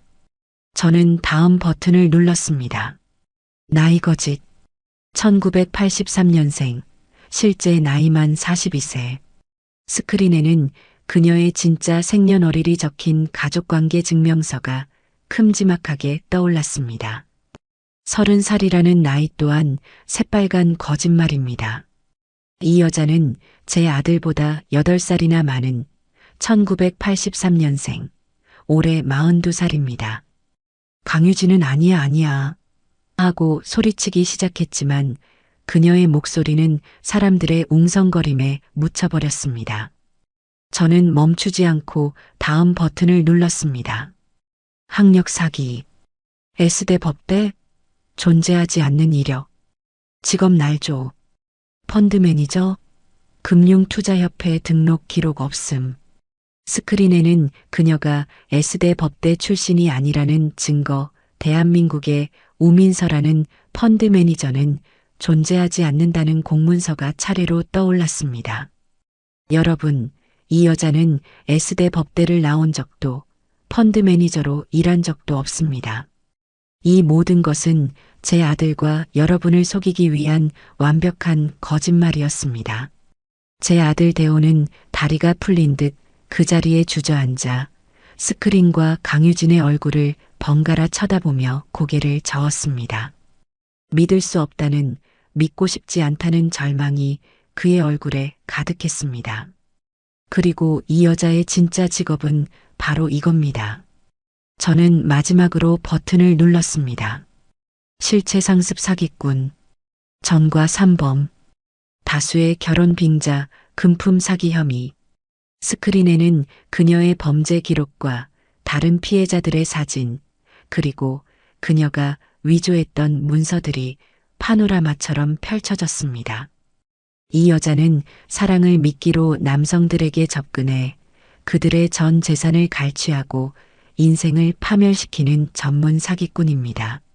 바로 그때 약속대로 피해자 연대의 일원인 전 남편이 자리에서 벌떡 일어났습니다. 맞습니다. 제가 바로 저 여자에게 모든 것을 빼앗긴 전 남편입니다. 저 여자는 제 명의로 사채를 쓰고 회사 돈까지 횡령하게 만든 뒤 저를 빈털터리로 만들고 사라졌습니다. 이어서 다른 피해자들도 차례로 일어나 자신의 피해 사실을 증언하기 시작했습니다. 저도 저 여자에게 당했습니다. 의사라고 속이고 제 부모님 유산을 전부 가로채 갔습니다. 저는 아나운서라는 말에 속아 빚더미에 올랐습니다. 피해자들의 절규 어린 외침이 식장 안을 가득 메웠습니다. 이제 상황은 돌이킬 수 없었습니다. 식장은 아수라장이 되었습니다. 하객들은 충격과 공포에 빠져 웅성거렸고 몇몇은 강유진을 향해 손가락질하며 욕설을 퍼부었습니다. 강유진은 더 이상 연기를 할 수 없다는 것을 깨달았는지 드레스 자락을 붙잡고 도망치려 했습니다. 하지만 그 순간 다른 피해자들이 그녀의 앞을 막아섰습니다. 어딜 도망가, 이 사기꾼년. 내 죄를 받고 가야지. 모든 것이 완벽한 계획대로였습니다. 그녀가 꿈꾸던 가장 화려한 무대는 이제 그녀를 심판하는 거대한 법정이 되었습니다. 저는 차가운 눈으로 무대 중앙에서 발악하는 그녀를 내려다보았습니다. 웨딩 마치는 이미 멈춘 지 오래였습니다. 이제 그녀를 위해 연주될 곡은 그녀의 추악한 인생을 마감하는 장송곡뿐이었습니다. 결혼식장은 순식간에 아수라장으로 변했습니다. 하객들의 경악과 분노, 기자들의 카메라 플래시, 그리고 강유진의 찢어지는 듯한 비명이 한데 뒤엉켜 마치 지옥의 한 장면을 보는 듯했어요. 아니야. 이건 전부 저 늙은 여자가 꾸민 짓이야. 거짓말이야. 대호 씨, 나 좀 믿어줘. 내가 아니잖아. 강유진은 마지막 발악으로 제 아들에게 매달렸습니다. 하지만 이미 모든 진실을 마주한 대호는 넋이 나간 사람처럼 초점 없는 눈으로 허공만 바라볼 뿐이었어요. 그의 세상은 이미 산산조각 나버린 후였습니다. 이거 나. 강유진은 피해자들의 손을 뿌리치고 드레스 자락을 쥐어뜯으며 식장 출구를 향해 미친 듯이 달려가기 시작했습니다. 수천만 원짜리 웨딩드레스는 그녀의 발에 밟히고 찢겨 너덜너덜한 걸레 조각처럼 변해갔습니다. 그녀의 머리 위에 있던 화려한 티아라는 바닥으로 떨어져 나뒹굴었죠. 하지만 그녀의 필사적인 탈출은 거기까지였습니다. 꼼짝 마. 강유진 씨 사기 및 공문서 위조 혐의로 당신을 체포합니다. 약속된 시간에 맞춰 식장 입구에서 대기하고 있던 지능범죄수사팀 형사들이 들이닥쳤습니다. 그들은 순식간에 강유진의 앞을 막아서고 그녀의 양팔을 붙잡았습니다. 이거 난 강유진 아니야. 난 우민서라고. 그녀는 끝까지 발뺌하며 저항했지만 형사 중 한 명이 차가운 목소리로 말했습니다. CCTV에 다 찍혔습니다. 변명은 서에 가서 하시죠. 철컥하는 소리와 함께 그녀의 하얀 손목에 차가운 수갑이 채워졌습니다. 하얀 레이스 장갑 위로 채워진 은색 수갑은 기이하고 섬뜩한 부조화를 이루고 있었어요.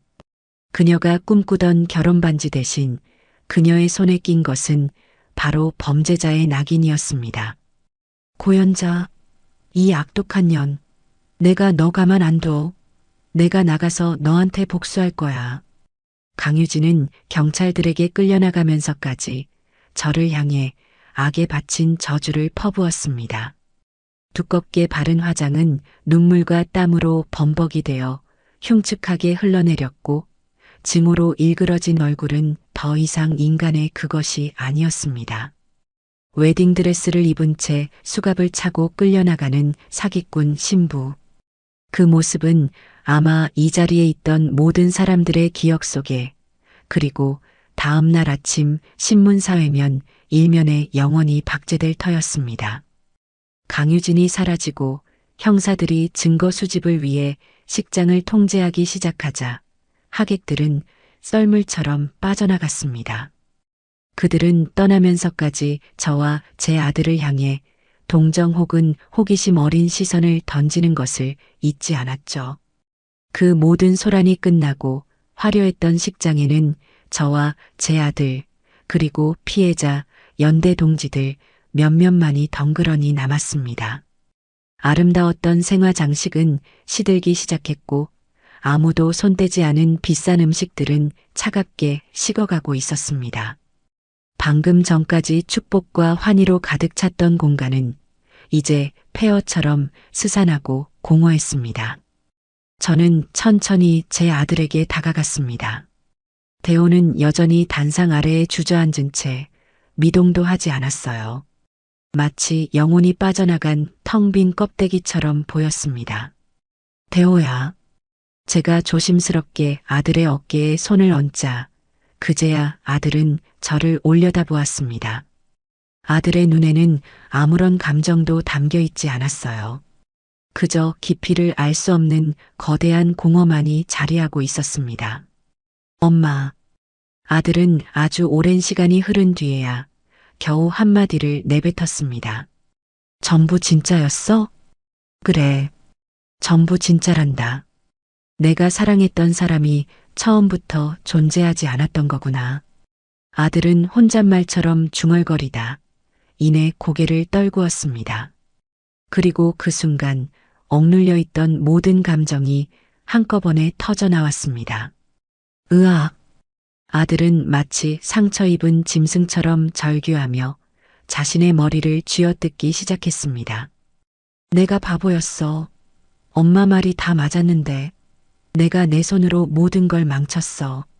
아들은 아이처럼 목 놓아 울기 시작했습니다. 그동안 강유진에게 세뇌당해 저에게 퍼부었던 모진 말들, 저를 무시하고 경멸했던 순간들, 그리고 진실을 외면했던 자신의 어리석음에 대한 처절한 후회와 자책이 뒤섞인 울음이었습니다. 저는 아무 말 없이 아들을 품에 안았습니다. 내가 뭘 했니? 혹은 그러게 진작 엄마 말 들었어야지 같은 말은 하지 않았습니다. 지금 아들에게 필요한 것은 질책이 아니라 그저 모든 것을 감싸 안아줄 엄마의 품이었으니까요. 아들은 제 품에 안겨 한참 동안이나 서럽게 울었습니다. 제 옷깃이 아들의 뜨거운 눈물과 콧물로 흠뻑 젖어들었지만 저는 아들의 등을 묵묵히 토닥여줄 뿐이었어요. 그때 경찰 한 명이 저희에게 다가와 작은 가방 하나를 건넸습니다. 강유진이 신부 대기실에 놓고 간 소지품이었습니다. 아무래도 두 분께서 확인해 보시는 게 좋을 것 같습니다. 저는 가방을 열어보았습니다. 그 안에는 여러 개의 가짜 신분증과 대포폰, 그리고 여러 나라의 위조 여권들이 들어 있었습니다. 아마 제 아들과의 결혼식을 마친 뒤 마지막으로 한 몫 단단히 챙겨 해외로 도주할 계획이었던 모양입니다. 그리고 가방 가장 깊숙한 곳에서 작은 수첩 하나가 나왔습니다. 수첩을 펼쳐본 순간 저와 아들은 다시 한번 경악을 금치 못했습니다. 수첩에는 강유진이 앞으로 만나야 할 남자들의 리스트가 빼곡히 적혀 있었어요. 그들의 이름과 나이, 직업, 그리고 추정 재산까지 상세하게 기록되어 있었습니다. 다음 타겟 박민수 45세, 중견기업 오너 2세, 예상 자산 50억 이상. 차차기 타겟 최진혁 38세, 강남 빌딩 상속자, 예상 자산 100억대. 제 아들 김대호의 이름 옆에는 이미 정리 완료라는 글자와 함께 편치한 금액이 적혀 있었습니다. 그 금액은 제 아들이 평생을 벌어도 갚기 힘든 액수였어요. 수첩을 본 아들의 얼굴은 이제 절망을 넘어 체념의 빛마저 감돌았습니다.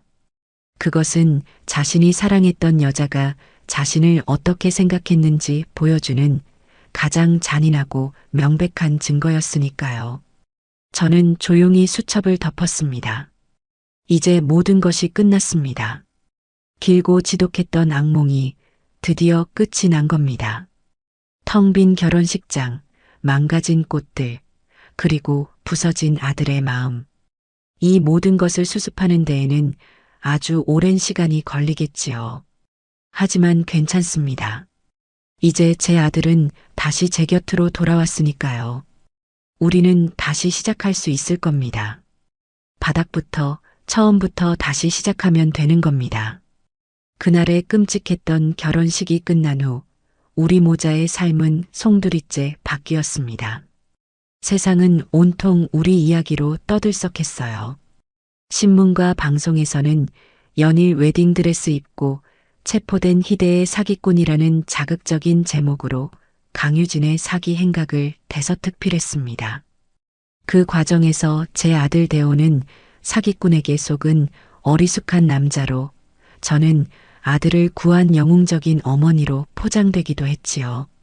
하지만 그런 세간의 평가는 저희에게 아무런 위로가 되지 않았습니다. 남겨진 현실은 냉혹하고 가혹했으니까요. 가장 먼저 우리를 짓누른 것은 빚더미였습니다.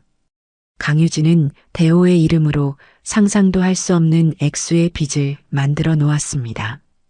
1금융권은 물론이고 이자가 무지막지한 대부업체와 불법 사채까지 손을 댄 상태였어요. 매일같이 집으로 빚 독촉장이 날아들었고 험악한 인상의 남자들이 찾아와 문을 두드리며 협박을 하기도 했습니다. 대호는 완전히 폐인이 되었습니다. 방 안에 틀어박혀 식음을 전폐했고 밤에는 악몽에 시달리며 비명을 질렀습니다. 자신에 대한 혐오와 자책감, 그리고 미래에 대한 절망감이 아들을 늪처럼 잠식해 들어갔어요. 저는 그런 아들을 보며 가슴이 찢어지는 것 같았지만 약한 모습을 보일 수는 없었습니다. 제가 무너지면 모든 것이 끝장이니까요. 저는 두 팔을 걷어붙였습니다. 가장 먼저 변호사를 찾아가 법적인 절차에 대해 상담했습니다. 강유진의 사기 행각으로 인해 발생한 채무이므로 대호에게는 변제 책임이 없다는 것을 법적으로 인정받아야 했어요. 다행히 결혼식장에서 확보한 증거들과 피해자 연대에 일관된 진술 덕분에 법원은 저희의 손을 들어주었습니다. 대호가 직접적인 책임에서 벗어날 수 있게 된 겁니다. 하지만 그 과정은 결코 순탄하지 않았습니다. 몇 달 동안 법원과 경찰서를 제 집처럼 드나들어야 했고 강유진이 남긴 흔적들을 하나하나 찾아내 증거로 제출해야 했습니다. 그 과정에서 대호도 조금씩 현실을 마주하기 시작했어요. 처음에는 모든 것을 포기한 듯했던 아들이 제가 밤늦도록 서류를 정리하는 모습을 보며 어느 날 제 옆에 조용히 와서 앉았습니다. 엄마 미안해. 나 때문에 엄마가 이게 무슨 고생이야. 아니다, 아들아. 내 탓이 아니야. 나쁜 사람을 만났을 뿐이지. 이제부터라도 다시 시작하면 돼. 엄마랑 같이 하나씩 해결해 나가자. 그날 이후 아들은 조금씩 변하기 시작했습니다. 저와 함께 변호사 사무실에 가고 빚을 정리하기 위해 대부업체들을 찾아다녔습니다. 강유진이 사들였던 온갖 명품들을 중고시장에 내다 팔기도 했어요. 죗값을 받지는 못했지만 그것은 더러운 과거를 청산하는 하나의 의식과도 같았습니다. 그 과정에서 아들은 땀 흘려버는 돈의 가치와 성실하게 사는 삶의 소중함을 다시금 깨닫는 듯 했습니다. 몇 달 뒤 강유진에 대한 법원의 최종 판결이 나왔습니다. 재판 내내 자신의 혐의를 부인하고 반성하는 기미를 보이지 않았던 그녀에게 재판부는 상습 사기 및 다수의 혐의를 적용해 징역 15년이라는 중형을 선고했습니다. 법정에서 판결을 듣는 순간 저는 눈물을 흘렸습니다. 복수심 때문이 아니었어요. 길고 길었던 싸움이 드디어 끝났다는 안도감, 그리고 이제는 정말 새로운 삶을 시작할 수 있다는 희망 때문이었습니다. 재판이 끝나고 피해자 연대 사람들과 함께 조촐한 식사를 했습니다. 그들은 저에게 연신 고맙다는 인사를 했어요. 사모님이 아니었으면 저희는 아직도 고통 속에서 살고 있었을 겁니다. 저희의 인생을 되찾아 주셔서 정말 감사합니다. 저는 그들의 손을 맞잡으며 함께 싸워주어서 고맙다고 말했습니다. 우리는 비록 끔찍한 사건으로 만났지만 서로의 상처를 보듬어주는 든든한 동지가 되어 있었습니다. 시간이 흘러 우리 모자의 삶에도 조금씩 평화가 찾아왔습니다. 아들은 예전처럼 밝은 모습을 되찾지는 못했지만 눈빛에는 이전에는 없었던 단단함과 성숙함이 자리 잡게 되었어요. 작은 공장에 취직해 매일 땀 흘려 일하고 월급을 받아왔습니다. 그리고 첫 월급을 타던 날 아들은 빨간 내복 한 벌과 작은 봉투를 제게 내밀었습니다. 엄마, 첫 월급이야. 약소하지만 받아줘. 그리고 정말 미안했어. 그리고 고마워. 저는 아들이 내민 내복과 봉투를 받아들고 뜨거운 눈물을 삼켰습니다. 그 어떤 비싼 선물보다도 값지고 소중한 것이었습니다. 제 아들이 드디어 어른이 되어 제 곁으로 완전히 돌아온 겁니다.